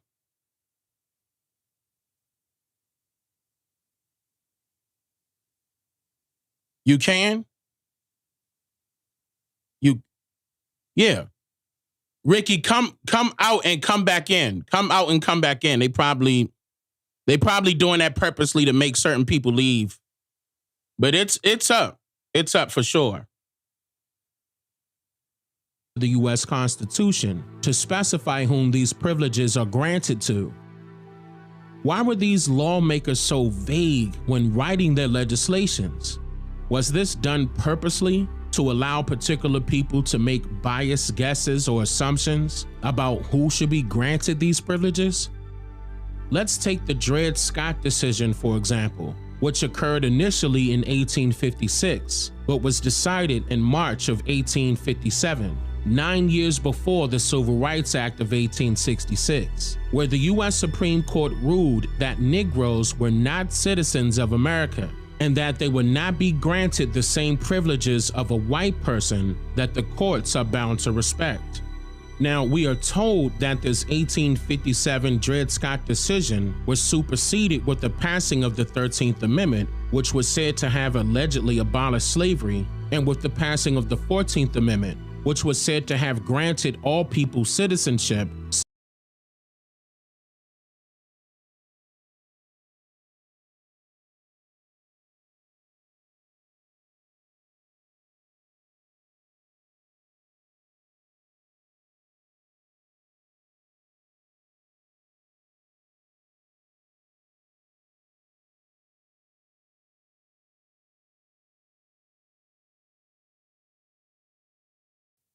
Thank y'all. Yep, I got it. Thank y'all. So the reason why I paused right there, and I'm going to repeat what I said, I want you to see, well, notice rather, that 1857, they're indicating that the Negro didn't have any citizenship. However, that the passing of the 14th Amendment granted the Negro citizenship.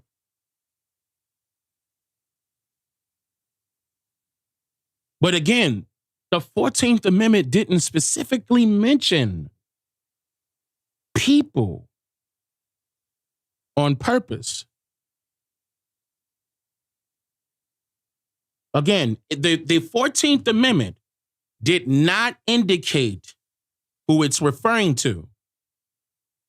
I want people to let that sink in. Not even white people. That's done on purpose. You would think that it would state something, slave, Negro, black, colored, something, right? Especially if the Dred Scott decision with this Supreme Chief, fake Chief, Taney, was stating that the Negro was not a citizen, 1857. Let that sink in. So if the 14th Amendment was said to supersede that, how? When it's not written. Civil rights and equality under the color of law. But again, the labels white and black were not utilized nor descriptively specified within the 13th and 14th Amendments of the U.S. Constitution. See? So where does that leave so-called black Americans today, if some may refer to themselves as such a thing? When you think about this all, wouldn't you like to know which laws protect you as a citizen of America? Primarily since you are referring to yourself as a black American and no constitutional law exists that grants these types of privileges to a black American? Oof. And suppose you're in denial without properly researching what I am teaching you. In that case, you may want to ask yourself, who was the only group of people that continued to face various forms of disenfranchisement and discrimination, which led to marches and protests for civil rights, equality, the right to vote, and to be granted first-class citizenship throughout the 19th and 20th centuries, even after the 13th and 14th Amendments were made lawful? Was this specific group of people referred to as Black Americans, Negroes, Coloreds, Indians, or slaves at that time? Yeah, Indians, same thing. Learn you, it was not specified as to whom these amendments are referring to. And you cannot afford to assume that the term slave was used to exclusively describe or refer to all so-called black people who were enslaved in America, because, as I mentioned earlier, they were not the only enslaved people in America, and the term black was not being used inside of these amendments of the Constitution. Did you notice that these amendments never specified the citizenship and rights or privileges of white people either? Let that sink in. Let it sink in, because that's a deeper meaning. Like, again, the politicians are not going to teach you this. Of course, the teachers and college professors are not going to teach you this. Bless their hearts. They're trying to do their job, because that's what they're getting paid to do, to feed their families. You know, they told them they were instructed to teach a particular curriculum. But seriously, they're not going to get this deep into critically thinking about it all. When you think about it, not only does it make sense, it's true, because you can't specify, that's purposely done, who the 14th Amendment is referring to. You can only assume. So when did black Americans become citizens of America?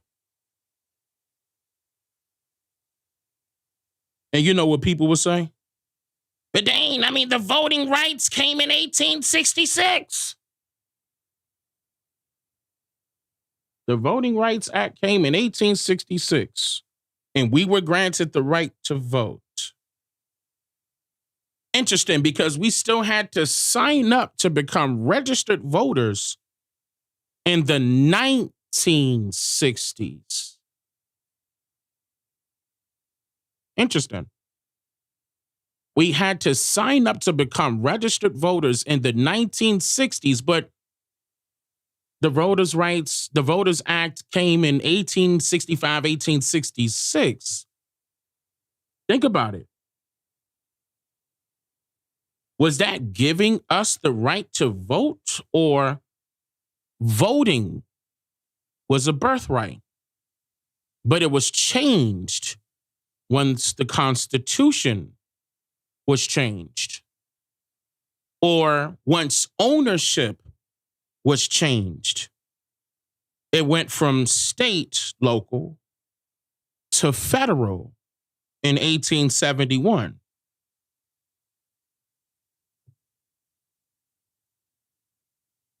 So again, this civil rights movement, during that same time period, our people were fighting to also become registered voters in hopes that we would become first-class citizens. Listen, y'all, 1960s voters, registration, citizenship.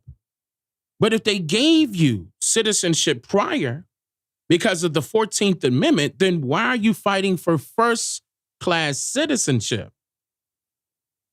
I remember previously on numerous occasions, I asked you all, wait a minute, what paperwork do you have right now in your possession that grants you citizenship?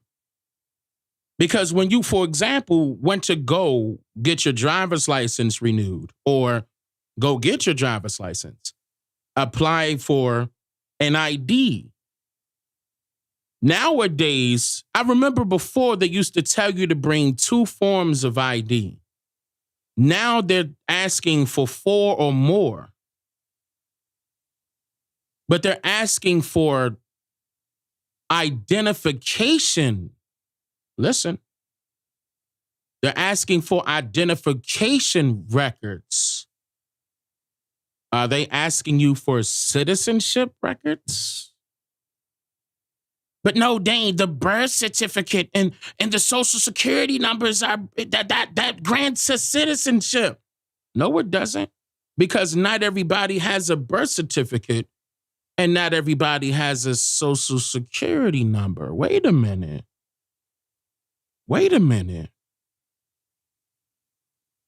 Do your friends that you work with who just so happen to be Africans, do they have a birth certificate? Do they have a social security number? Listen. No, they do not. A lot of them do not. A lot of people that have dual citizenship do not carry social security numbers nor birth certificates. So wait a minute. So if it's not birth certificates or social security numbers that will equate to indicate or being indicators of us having citizenship in this country, then what does? Throughout all of my previous docs, the most recent ones, I informed you, even though, some of y'all didn't let it sink in all the way, that's fine. It's fine. I'm still going to teach you this because it's the truth. Once you become a registered voter, all things changed. I showed you how our people back then, once they signed up to become a registered voter, they lost their what? They lost their houses. They lost their jobs. They lost their lands. They lost their farms. But the only way you're going to lose anything is if you're restarting something. What are you doing? As soon as you register to vote, you're restarting something. Because why else would you be losing everything once you come in to sign up to become a registered voter? Voter registration is your citizenship, ladies and gentlemen.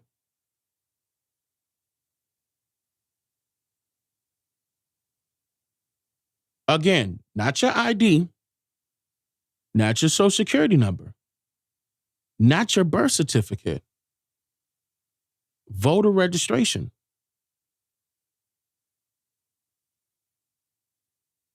When you apply for your ID, they ask you if you're a Democrat or Republican or independent. They ask you if you're a blood donor, blood donor, right?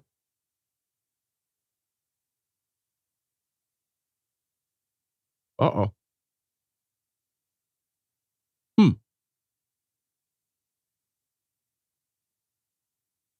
Keep in mind, this country this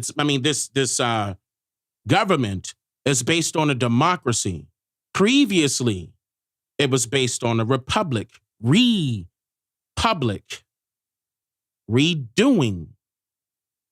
for the public, republic. But if it's based on a democracy now it's inclusive versus being exclusive, like for all. Now it's only working for a set group. So when you register to become a voter, you also register to become a brand new citizen. Now your lands is federal, has been federalized. Now they become public lands, and they will be allotted to the foreigners that they would say, they are worth that. Here, allot this land to those new foreigners coming in. Knowing that you're not a foreigner, they're going to do it anyway. And the reason why you know this is because right now you don't know which class, not race, class of citizenship you fall under, first, second, or third. Still to this day, a lot of our people would say third. My wife has a video on her channel about that. In fact, I'm gonna go into that video tomorrow. Oh no, she has a new video coming out tomorrow. Woo! Hold on. I forgot, baby. Yeah, her new video coming out tomorrow. So I'm not gonna go live. I'm gonna make sure her video gets seen because that one is hot. So yeah, we got new stuff coming. Y'all get ready. So, but that one, just to go back to that before we go any further in this segment, we just gotta establish that now. So we knocking out the birth certificates, knocking out the social security number. And that just leaves us with the IDs that you apply for. But You didn't have to have an ID in order to become a voter. If you're not familiar with what I'm talking about, if you're new here and you're not familiar with what I'm talking about, and you probably thinking I'm talking out the side of my neck, go back, and I'm not, by the way. Go back to the previous live stream. Hold on, was it the previous live stream? No, the live stream before last. Go back to the live stream before last. The one where I'm talking about Martin Luther King Part 1 and Part 2. It's so many live streams I could point you back to, but at least start right there. Because Part 1 and Part 2, I forgot which one it was. I believe it was both. No, it was Part 1.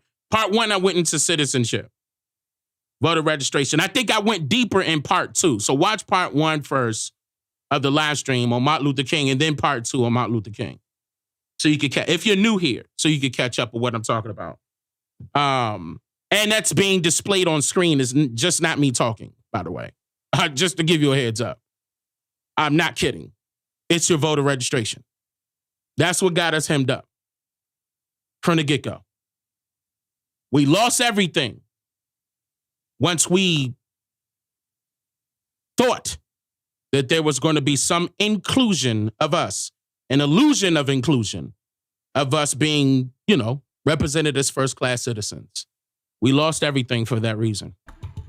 This is why self-determination and assimilation are essential for people who do not know who their true enemies are, because it goes beyond the Bible once the devil is revealed and places itself outside of it.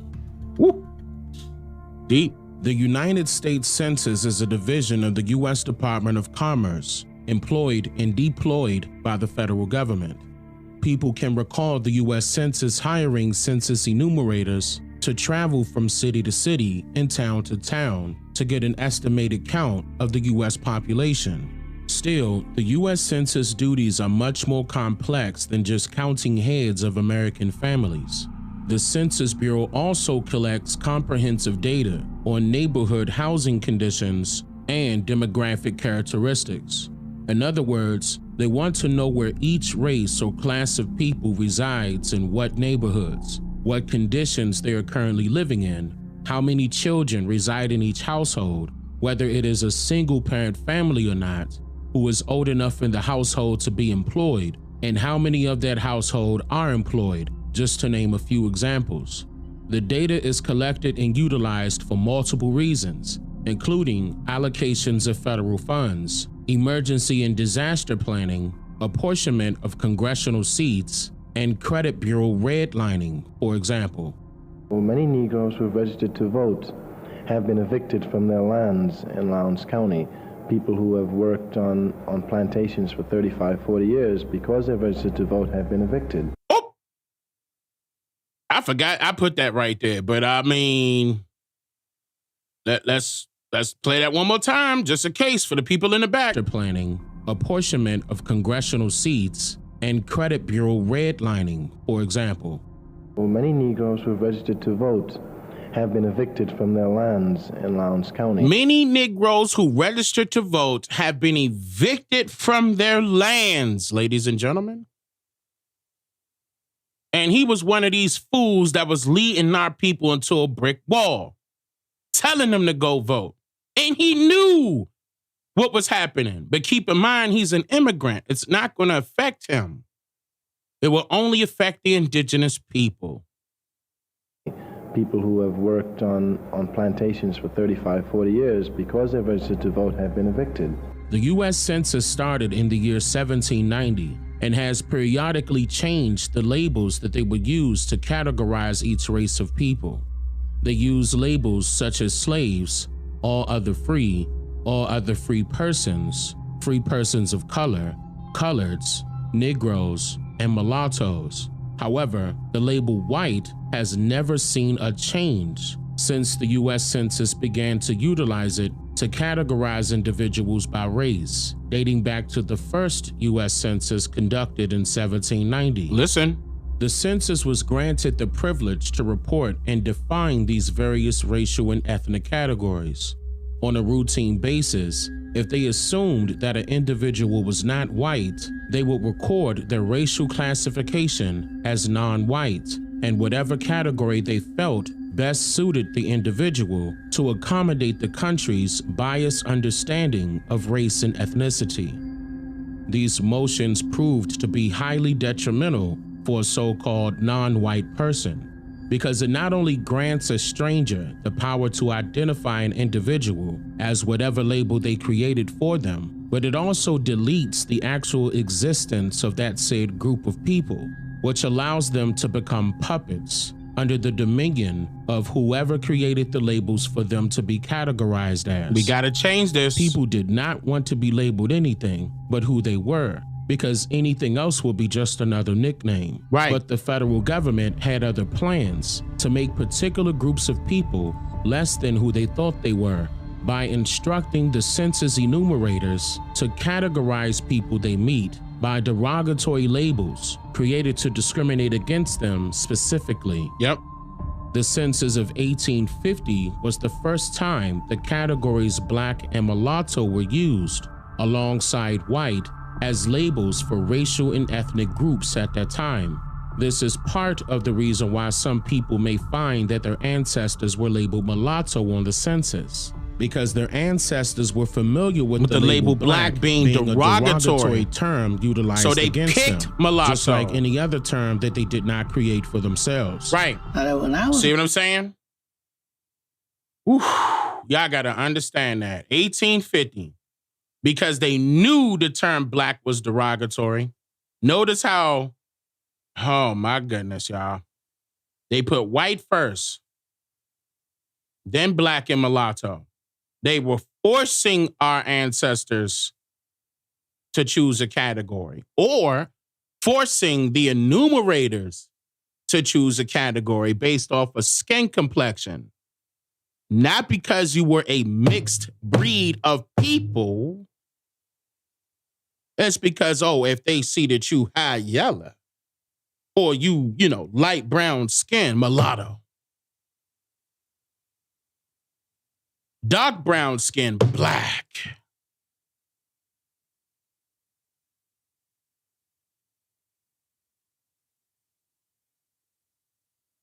Yeah, and notice it's lowercase.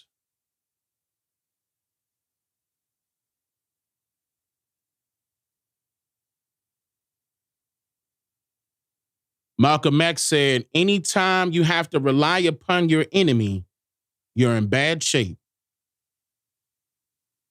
Were familiar with the label black being a derogatory term utilized against them, just like any other term that they did not create for themselves.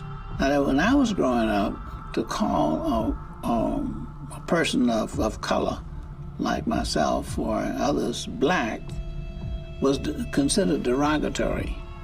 That's just a fact.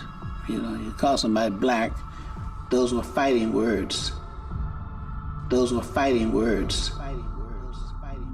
So some of them settled with the term mulatto as their racial category for that period with the thought that it was better than being called black. More about this in the next chapter of this video. It is important to note that the label black was not used by the US Census as a means to categorize an individual only by their skin complexion, and neither was white. Because if you were labeled white by the US Census, then it means that you could have European, Asian, Arabic, or African origins, exposing that you do not have to carry pale skin as your complexion to be categorized as white. Did you notice that if an individual has an African origin, then the US Census will label them as white? What does this mean? If Umar Johnson is African, ask Umar Johnson, is he labeled white?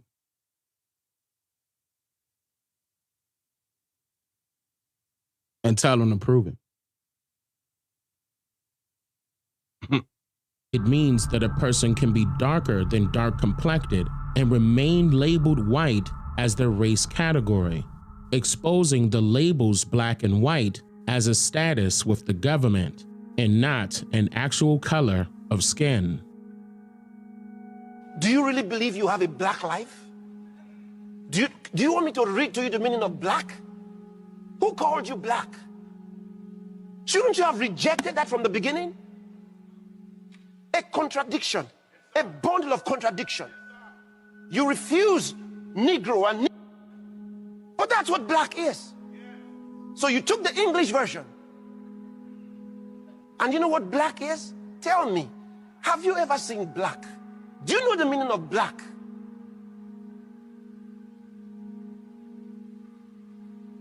Black means the absence of color. Absence of color. Absence of good. Absence of light. Absence of direction. It was always negative. That's the meaning of black. Black is not a color. It is the absence of color. Don't you understand it? They keep laughing at you as you call yourself black. They keep laughing at you. Open any dictionary, find out the meaning of black, and tell me if you find anything good, and you are not black. You got to change it. The same way Negro became a racial slur, black should be labeled a racial slur when it is used in connection with you. Black was always a racial slur. When it was used in connection with you, it was always a racial slur. That's why, to the other guy, you know these people are sellouts now. There's no excuse. There's nothing foundational about the term black. Nothing. Not dealing with our people. Something that we created. Something that we agreed upon. Something that said, that we said, okay, you know what? We all were black. In history, that black power stuff came from another, you know how he always talking about tethers? It came from an immigrant. 1962, and then it made its way into the forefront of our people in 1964 by way of the Student Nonviolent Coordinating Committee. And Stokely Carmichael was its president, became its president forcefully. I have that's in part 2 of the video on Martin Luther King, the live stream, if you didn't get a chance to see that. But it's the truth. We made a mistake. And it's really stopping us from progressing. Some of you don't want to look at it that way. You will come up with something that will make it feel good, but it's nothing good. Nothing. There's no tribe that we were associated with that was strictly considered black. I'm not referring to Blackfoot, black sheep. I'm talking about black. There's no tribe called black. There's no land in North America called black. This is the land of the black, of the blacks, Blackians. No. Stop. Break the cycle. We're allowing strangers still to dictate who we are. And you wonder why white supremacy still exists. Because you're allowing it. That's a part of it there. Them controlling the narrative. And you're going to know who that is because it's not all pale people. It's a specific group of people. Those same people that are in control of the statuses of the government. Those same politicians that you look up to.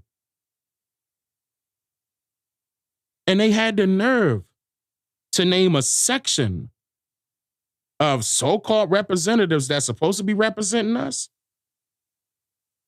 of that Congress, the Black Caucus. And they ain't doing nothing. NAACP, National Association for the Advancement of Colored People. We just letting these labels fly. And we know for a fact that all of our people were strictly involved in any of these organizations, not even this SCLC with Dr. King, not even SNCC with Stokely Carmichael. It was a whole rack of foreigners involved in these organizations. All of them. We don't need their help on that note when it comes to identifying who we are or doing for ourselves. We don't need to develop foreign affairs when we haven't developed our own affairs.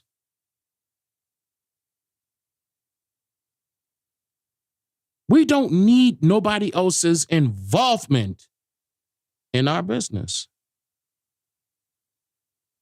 What's ours should be ours. Because look at everybody else. Look around you. Not everybody is living the same way that we are living. Everybody is living differently. There is discrimination. Environmentally, systematically. That's the entire spectrum. And the only way that it could cease is if we do something about it. Not send it up to Congress and make some laws and hire some lawyers and write some affidavits and all the rest of it. No. Especially when it ain't going to us. Listen, Europeans did for themselves. They copied they saw what we did, copied it, and ran with it. And it took them years to get up. But they got up. And in order to keep you down, they have to continuously force feed you lies. Excuse me, as if you're at the bottom when you were always at the top. It was always based on utilizing your imagination as a child, not an adult. They couldn't do that to adults. This is why they still, again, I'm going to say this again, they still force your children to go to their schools. They like, oh, you want to work and have to pay these bills, right? You better start utilizing that school as a daycare. That's purposely done. So they can always be in control. We got to do something about that. We can't let this stuff slide. They're no greater than us. They're not greater than us.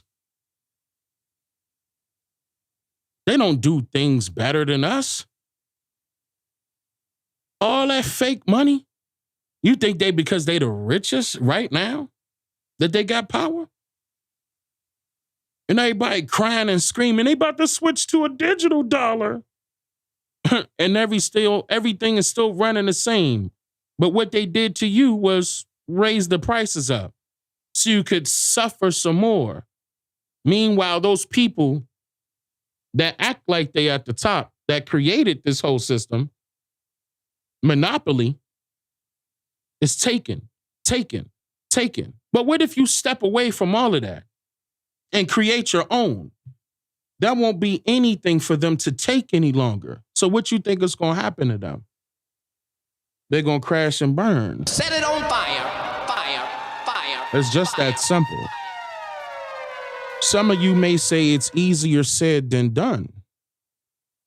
Actually, I would disagree with you. It can be easily done as long as you say what you mean and mean what you say and put action behind it. I mean, y'all Christians out there is faith without works is dead. Right?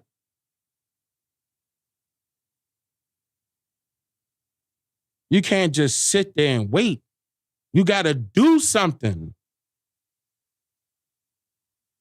Status of white and to carry the status of black with the government. The ruling elite, or those who wielded power during colonial times, drafted an idea to create different ranks of positional status that can only be determined by a governing body of a country. Just like the operation of a corporation would consist of various positional statuses or ranks within their managerial boards, overseeing committees, or throughout the organization in general, ranging from the highest rank to the lowest rank. I'm saying this for a reason. Each person entitled to a rank given will be obligated to perform the duties or occupations that their specific rank will require of them. You will find this method of ranking authority embedded within any institution, a military, and within the civilization of a colonized country. This is what it means to be civilized, to respect the authority above all, uncritically, and its compulsory way of living life it bestowed upon you. It's hard for today's society in America to swallow the pill of truth concerning how their enemies established a social and cultural development problem without ever leaving their seats. If I were to ask you when this black versus white racial issue began, some of you will say around 400 years ago.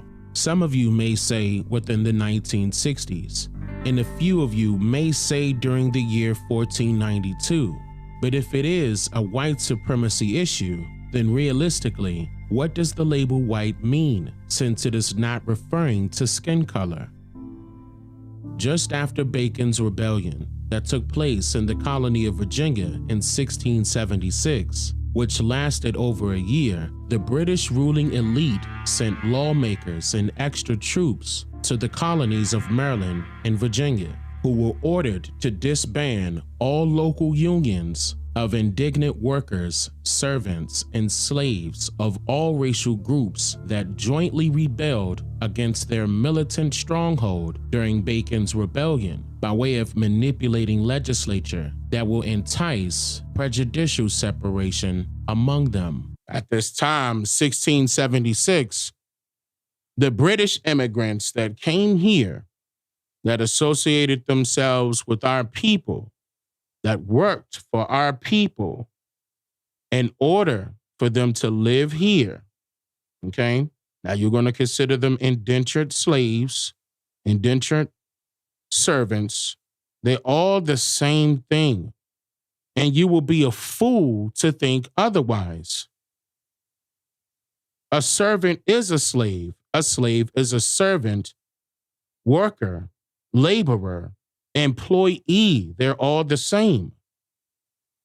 The only difference that came in is when they enticed people to desegregate. I'm jumping ahead, but you about to see.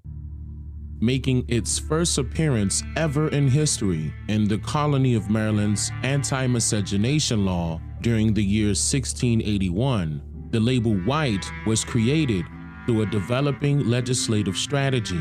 The label white was created, slow it down, Maryland's anti-miscegenation law during the year 1681. The label white was created through a developing legislative strategy known as divide and conquer, to give rank or status to specific people who were granted special treatment and privileges by the governing body of the British colonies of America.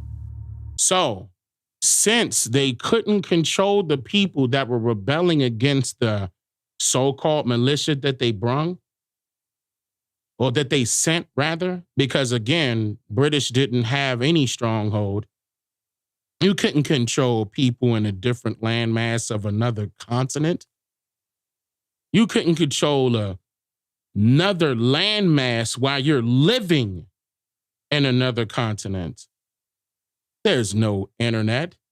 There's no spy plane you could throw in the air. There's no satellite. How are you going to do that? They're going to be sending you letters of marquee back and forth. Yeah. And you're hoping that it goes in your favor, right? They're leading you to believe that the British government had that type of power in the 1600s? No. The only way they could do some type of thing let me say it this way, the only way they could have control over the people, the indigenous people of this landmass, and the foreigners that tried to escape over, from their motherlands to live a better life, or the ones that were sent by means of transportation, which is a jail sentence. We went over this before, where you're exiled from your motherland and put here as punishment. They all band together. This is how you know the whites were slaves on top of that, but they all band together and fought back against any oppression. The only way they could separate the people is by way of manipulation, forcing one group of people to believe that they are higher in rank than the other. Lawmakers of Virginia sent letters to the London Company, better known as the Virginia Company of London, informing their authoritative overseers of their divide and conquer strategy to prevent future revolts and rebellions from occurring throughout the lands they sought to colonize. So, the implementation of the brand new label white as a racial category was then elevated to become the highest status a worker, servant, slave, landowner, business owner, etc. can be considered by the governing body of a colony. You heard that? That's a big bomb. It's up. That's hold on. No. Let's do it again. Rank or status to specific people who were granted special treatment and privileges by the governing body of the British colonies of America. Lawmakers of Virginia sent letters to the London Company, better known as the Virginia Company of London, informing their authoritative overseers of their divide and conquer strategy to prevent future revolts and rebellions from occurring throughout the lands they sought to telling colonize. them the idea. So this was implementation of the brand new label white as a racial category 1681 was then elevated to become the highest status a worker, servant, slave, landowner, business owner, etc. can be considered by the governing body of a colony. The status of white granted particular people a variety of special privileges, like, for example, being able to buy more land at a highly discounted price, purchase expensive items with automatic discounts attached to the final cost, granted higher wages as workers and tax breaks as owners, skip to the front of lines of waiting people, and enjoy the feeling of being above anybody else that does not carry the status of white. The divide and conquer strategy consisted of several laws passed to create another status that fell directly to the bottom of society. Guess who? Called black. These slew of laws prohibited people carrying the status of black from marrying people who were under the status of white, and prohibited people under the status of black from holding public office and possessing a weapon. According to these newly formed laws, once their indentures of servitude expired, those who were considered to be under the white status were immediately paid goods and received guns and gunpowder. Paid them off, told them to protect persons themselves. Under the black status were prohibited from suing and testifying against persons under the white status in a court of law. And we know this to be true because right next door to where this law was taking place, look at the Dred Scott decision. Taney said that, that the Negro had no rights in which the white man was bound to respect. Remember? They're not a citizen. And the Negro has no rights in status in the government in which the white man was bound to respect. Also, persons under the black This is coming from this. were prohibited from suing and testifying against persons under the white status in a court of law. It is essential to note that prior to the existence of these divide and conquer laws, the people who were indigenous to these lands of America accepted the laboring assistance of formerly enslaved new immigrants from Eurasia. They were working for and us. jointly lived their lives without prejudice. Because if it weren't for the indigenous people of America, then the incoming waves of immigrants from Eurasia that were escaping their homeland slavery would not have survived to expand their presence throughout America. It's just that simple. Without our help, it would be no them. Without us, it would be no them. Making America great again is back at this time. It goes far back. So, when the British government authorized the creation of white people throughout the British colonies of America, they purposely did not define the label white as a matter of law. Look at that. Still today. Still So that today. the incoming. So now you don't know. Okay? Now, I'm not talking about what you Google and they try to tell you on Google. As a matter of law, they did not define the term or the status of white as meaning like, oh, it's only going to attach to these specific people. Still to this day, it's not done as a matter of law. British colonies of America, they purposely did not define the label white as a matter of law, still today, so that the incoming immigrants from Eurasia could feel more deserving of these privileges, to have a better life in their new world, drastically far away from their old world. Right. If an individual had no clue that these laws were being passed, they immediately fell to the bottom of society under the status of black, regardless of skin color. And those who were informed on what was taking shape consented to be under the status of white, believing that they were a part of the ruling elite class, which was another part of the divide and conquer strategy called the illusion of inclusion. Listen, y'all got to understand, even the people that we know of that were on the Republican side, once they split the Democratic Republican Party, or, you know, the Federalists and the Whigs, whatever one y'all want to choose, and now people gravitated towards the Republicans and they started taking seats in Congress, tell me, were they labeled white or were they labeled black?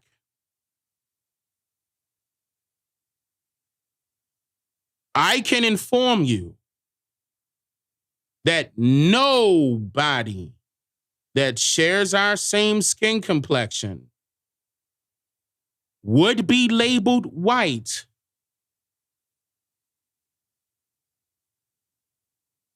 and not be able to have a seat in Congress. But if they're labeled black, they will not. They will not have a seat in Congress. That means it goes for those Black Caucus people too. They are not considered black as their status. That's right now. That's right now. Those people that you see that didn't win the race that they put you in, the political race that they tell you to go vote, and you know your votes counted.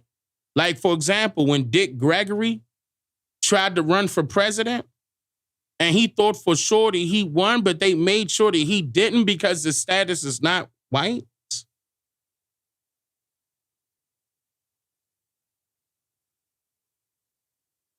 Okay.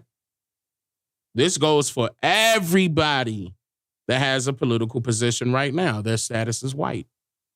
You about to find out why. First Congress that was held in America during the year 1790 signified that the status of white was lawfully supreme There it is. by the creation of citizenship through whoa, the whoa, whoa. newly formed Whoa. naturalization law Whoa. of 1790. Whoa, ho, whoa, back up.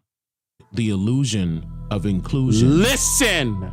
The first Congress that was held in America during the year 1790 signified that the status of white was lawfully supreme by the creation of citizenship through the newly formed naturalization law of 1790, called an act to establish a uniform rule of naturalization that required all citizens of America to be white only.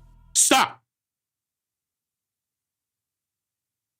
One more time. Act to establish a uniform rule of naturalization that required all citizens of America to be white only.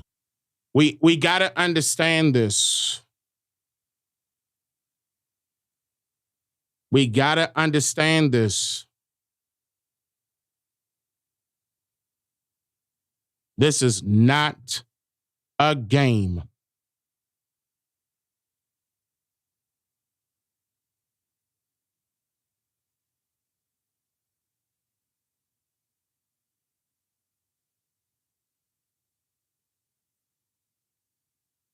I just want this to sink in. You can tell that this was a foreign government. Listen to how they wrote this. That an alien, being a free white person, listen, that an alien, being a free white person, may be admitted to become a citizen of the United States.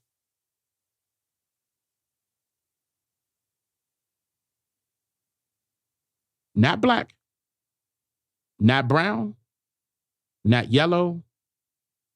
This is how you know it wasn't about color. They admitted that the white status is foreign to their government, but they will admit them to become a citizen.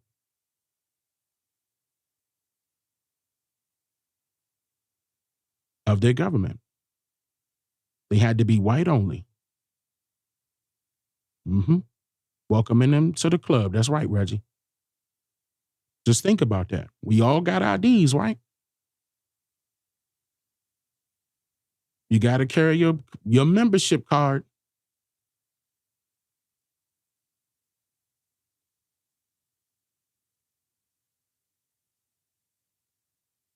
It gets deeper. This part right here got to sink in. Just 20 more seconds. White only. 1790. White only. 1790.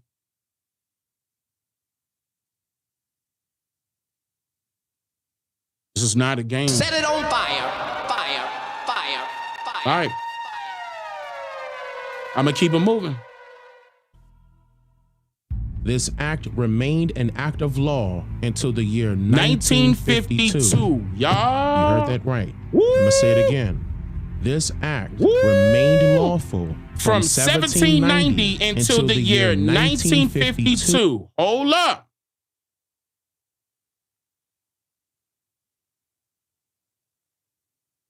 We know it went longer than that. I'm going to tell you the law that came out in 1952, but we know it went longer than that.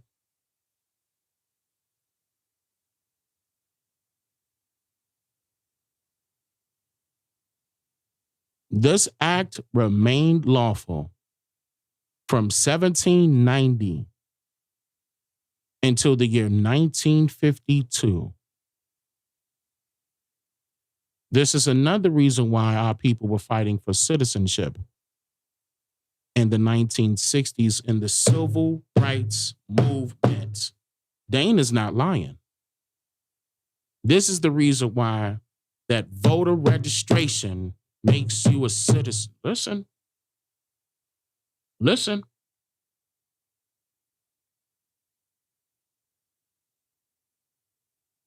Before I give you the law that came in 1952, I got to walk this part slow. I got to. You could look this shit. I'm giving it to. It's in front of your face.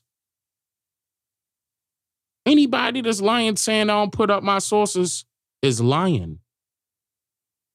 And I don't mean growling and crawling on fours. They are a despicable liar. What Daffy Duck used to say? Despicable.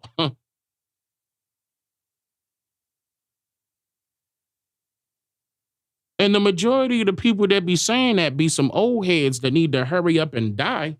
I'm going to tell you right now. You in the way. And it's not, look, I'm not knocking all of y'all, the ones that's in the 50s and the 60s and the 70s, and I'm not knocking all of y'all.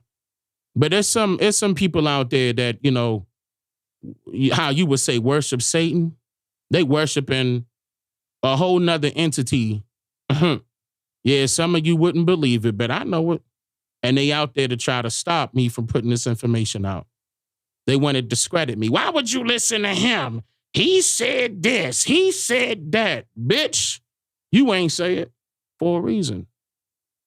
And you didn't debunk it. Hold on, I'm going to leave it alone. I ain't going to go, no, we teaching. We teaching. Stay there, Dane. Stay there. But it's not fair, you know, that people come after me like I did something wrong. And where did I go wrong? Right now, please tell me, where did I go wrong? Not one time. This whole session. And gave you my resources or sources. Gave it to you. I mean, for real. Because I want things to change. I'm not going to wrap y'all up right here because I want y'all to see this law. But I'm just saying, it's distractions out there trying to distract y'all from watching me. Right now, YouTube probably done played like 10, 12 commercials. Did I hit a button? No. If it was up to me, commercials would not be playing during my live streams. If it was up to me. But that's purposely done to throw y'all out of here. They see it creep up to 25, zap. 100, they see it creep up to 3,500, zap. 4,500, zap. They going to do that on purpose. But guaranteed, if I get up on here and start acting like a fool, they'll make sure all my subscribers see it.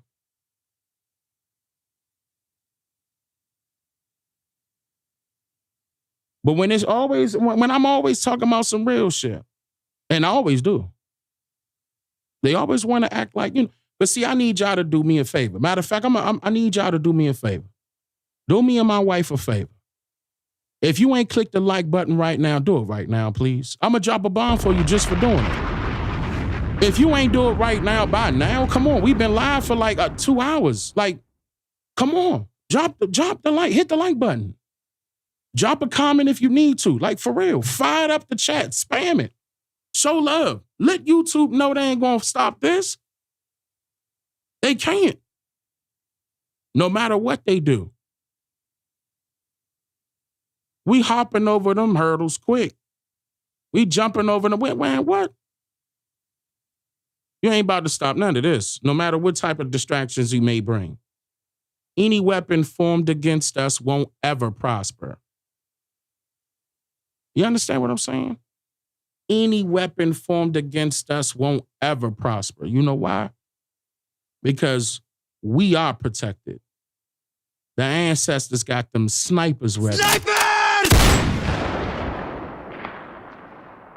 Fatality. All right, it's Dane Calloway. Let's go back. You heard that right. Let me say it again. This act remained lawful from 1790 until the year 1952, with the passing of the Immigration and Nationality Act of 1952, regardless of what laws were passed in between these years that you may believe superseded it, which is that's the 13th Amendment, 14th Amendment, all of that is out the window. Ooh.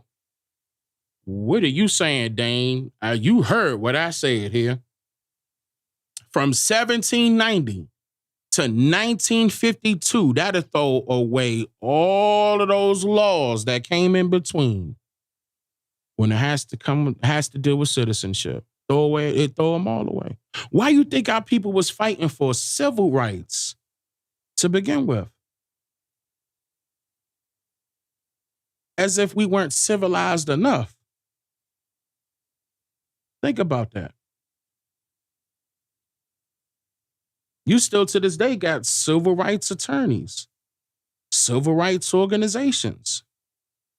Remember in the beginning of this live stream, civil rights liberty organization fighting for some immigrants because, you know, the 13-year-old blackface, all that. But when it come to you, who we got on our side that we could trust? And notice that sign right there. Immigration built this nation.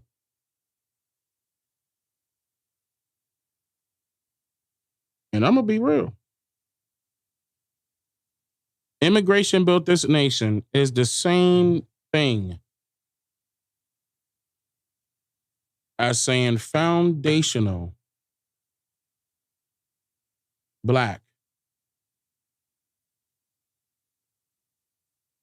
It's the same thing. Why is that, Dane? Because it's something unforeseen. Immigrants ain't built this nation. Are you kidding me? But neither did blacks. That term is spanking brand new. It's nothing historic nor foundational about it. Eliminate it. Stop letting these children that are in adult bodies fool you. You should know better than that. That is a negative affirmation. Let's do that part one more time. Remained lawful from 1790 until the year 1952 with the passing of the Immigration and Nationality Act of 1952. This government regardless of what laws were passed in between these years foreign affairs that you may believe superseded it, which is the main reason why during the late 1950s and 1960s, many black-led groups and organizations protested against the governing body of America for the call of equality, justice for all, civil rights, the right to vote, and guess who? First-class citizenship. Look. Listen, and since the statuses of both labels, black and white, have not changed still today, then neither has the privileges and types of treatment they will bring to an individual's life expectancy that considers themselves as these labels by governmental documentation, employment applications, credit applications, still ongoing, identification applications, and you marking it down, certificates, birth certificates, military records, driver permits, and even by word of mouth between their family, friends, and associates. The status of white means you are recognized or present within this country, while the status of black means the total opposite. You are null and void, dead, or absent within this country. Most of you Negroes.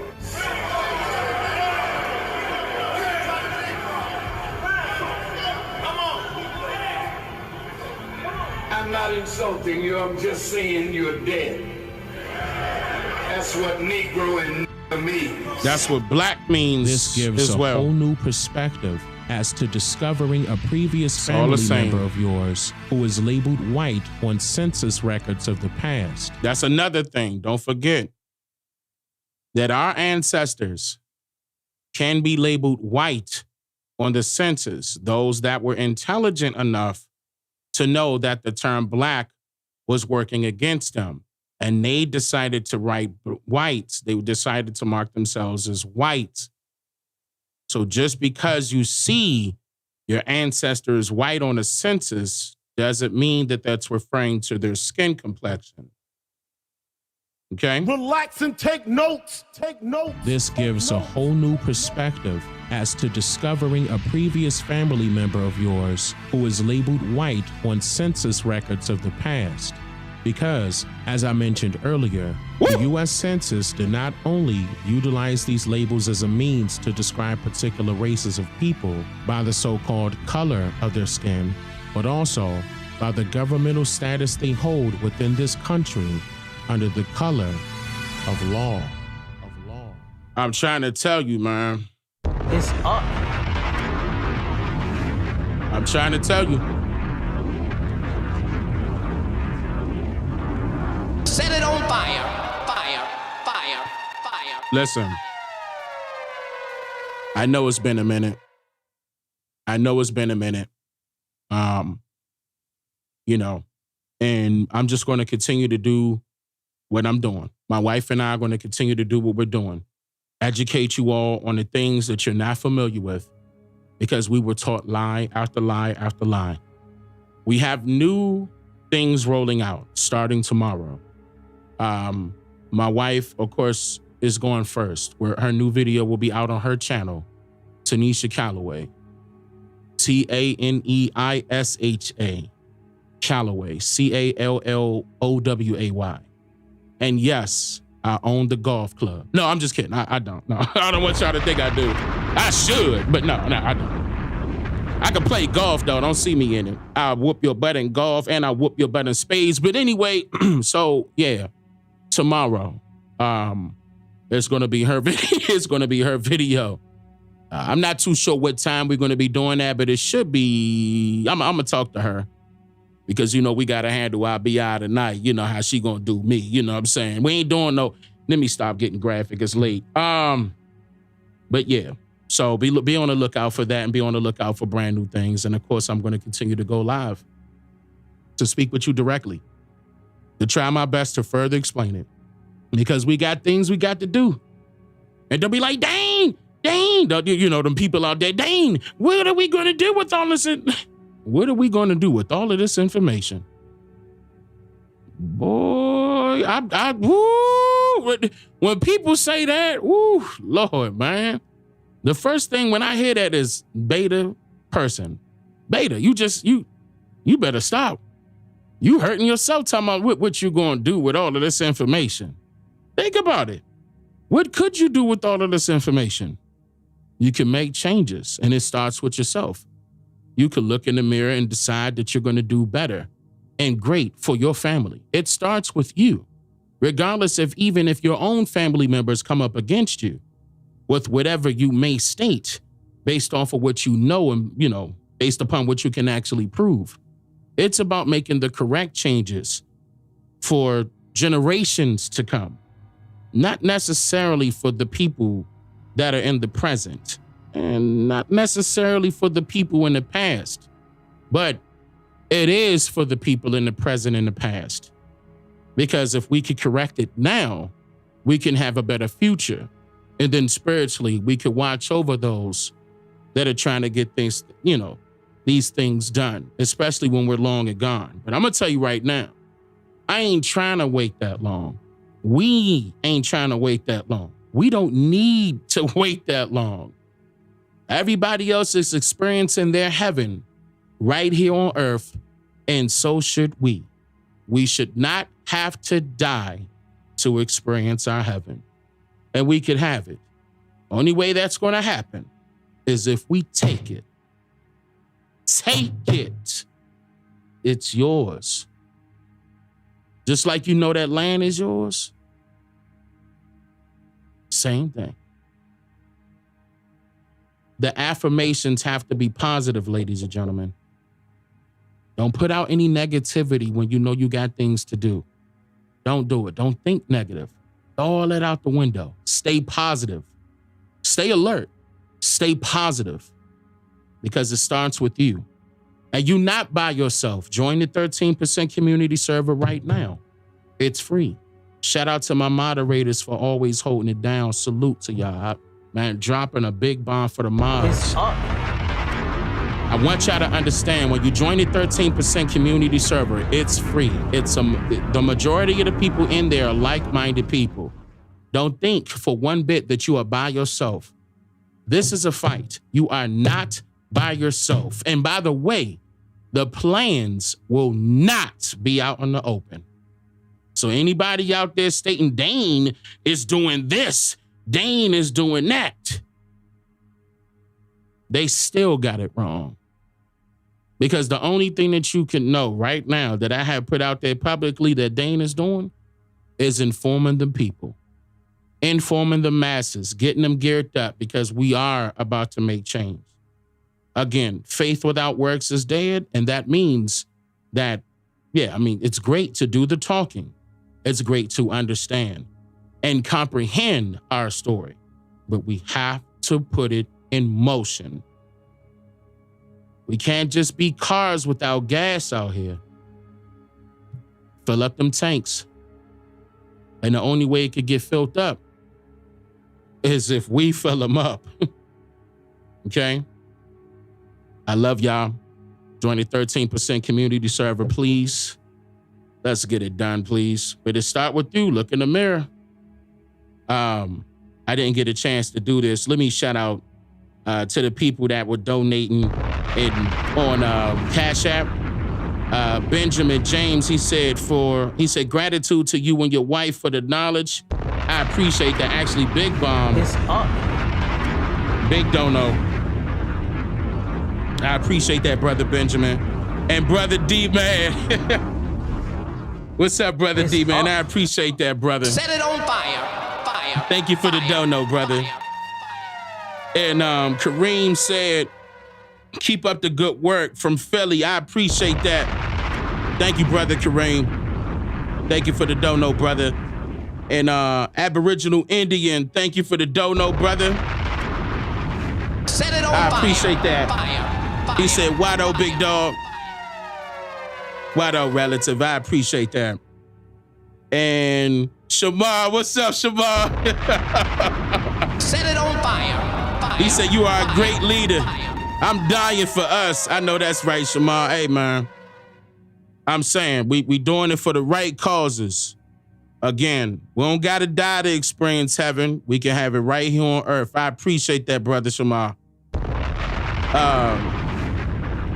Sister Vanessa, what's up, Sister Vanessa? How you? She said, respect my brother. Set it on I fire. appreciate that. Fire. Thank you for the donation, sister. Luke throwing up them feathers. It's up.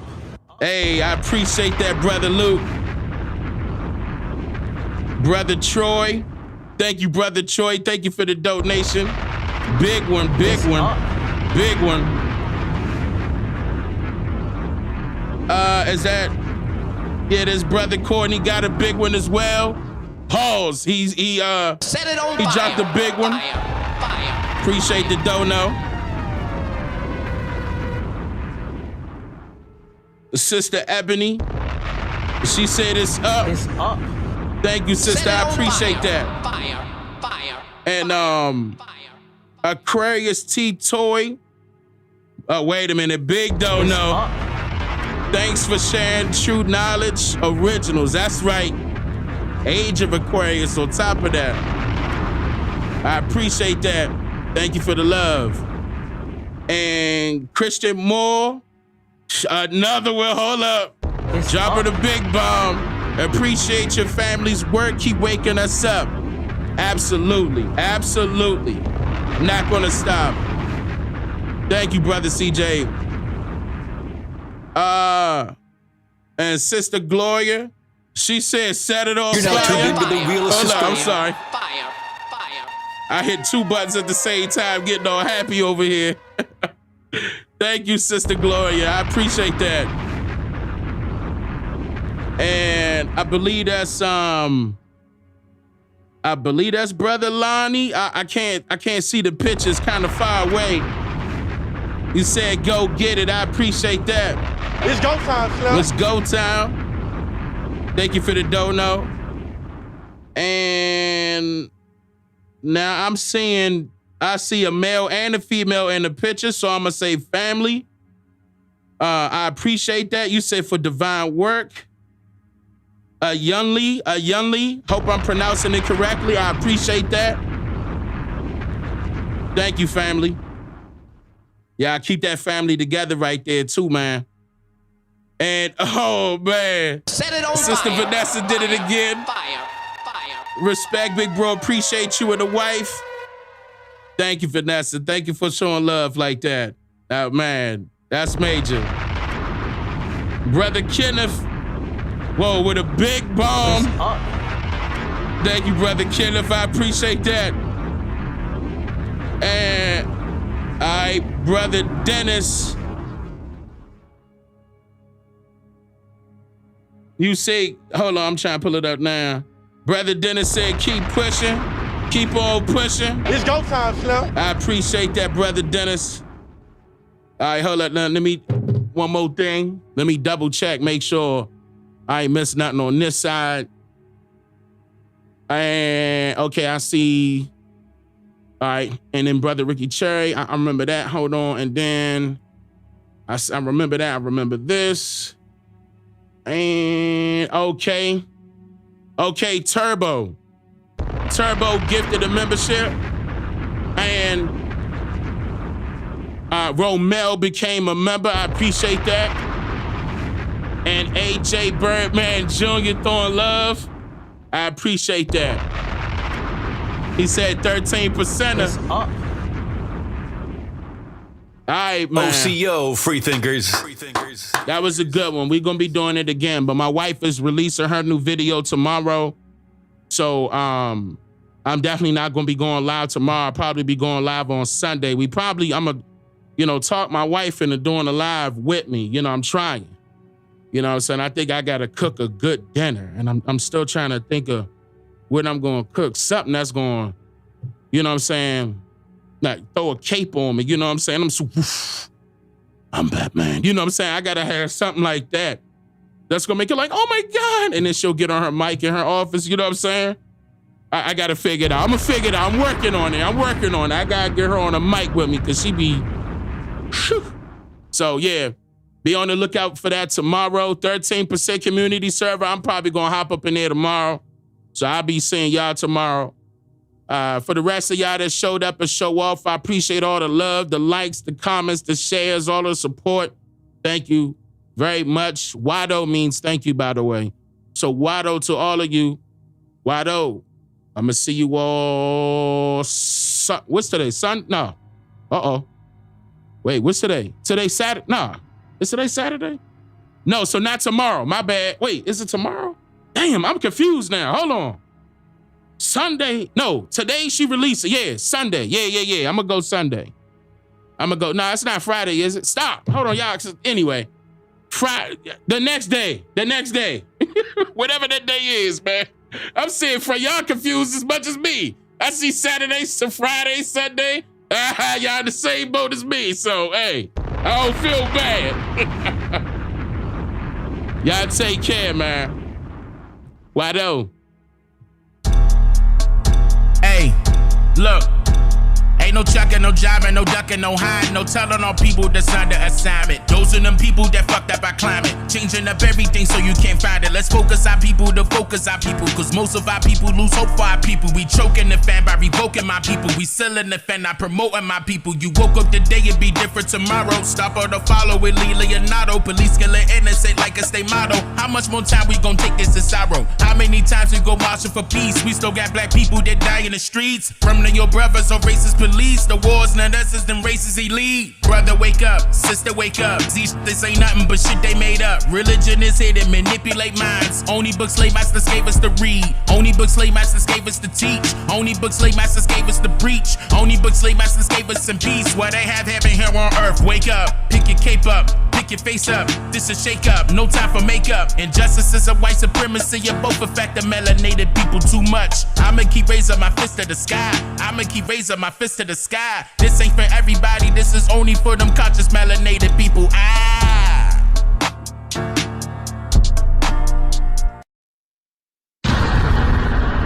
I'm just here to make you think. slow it down. Yeah. Sub up, light up,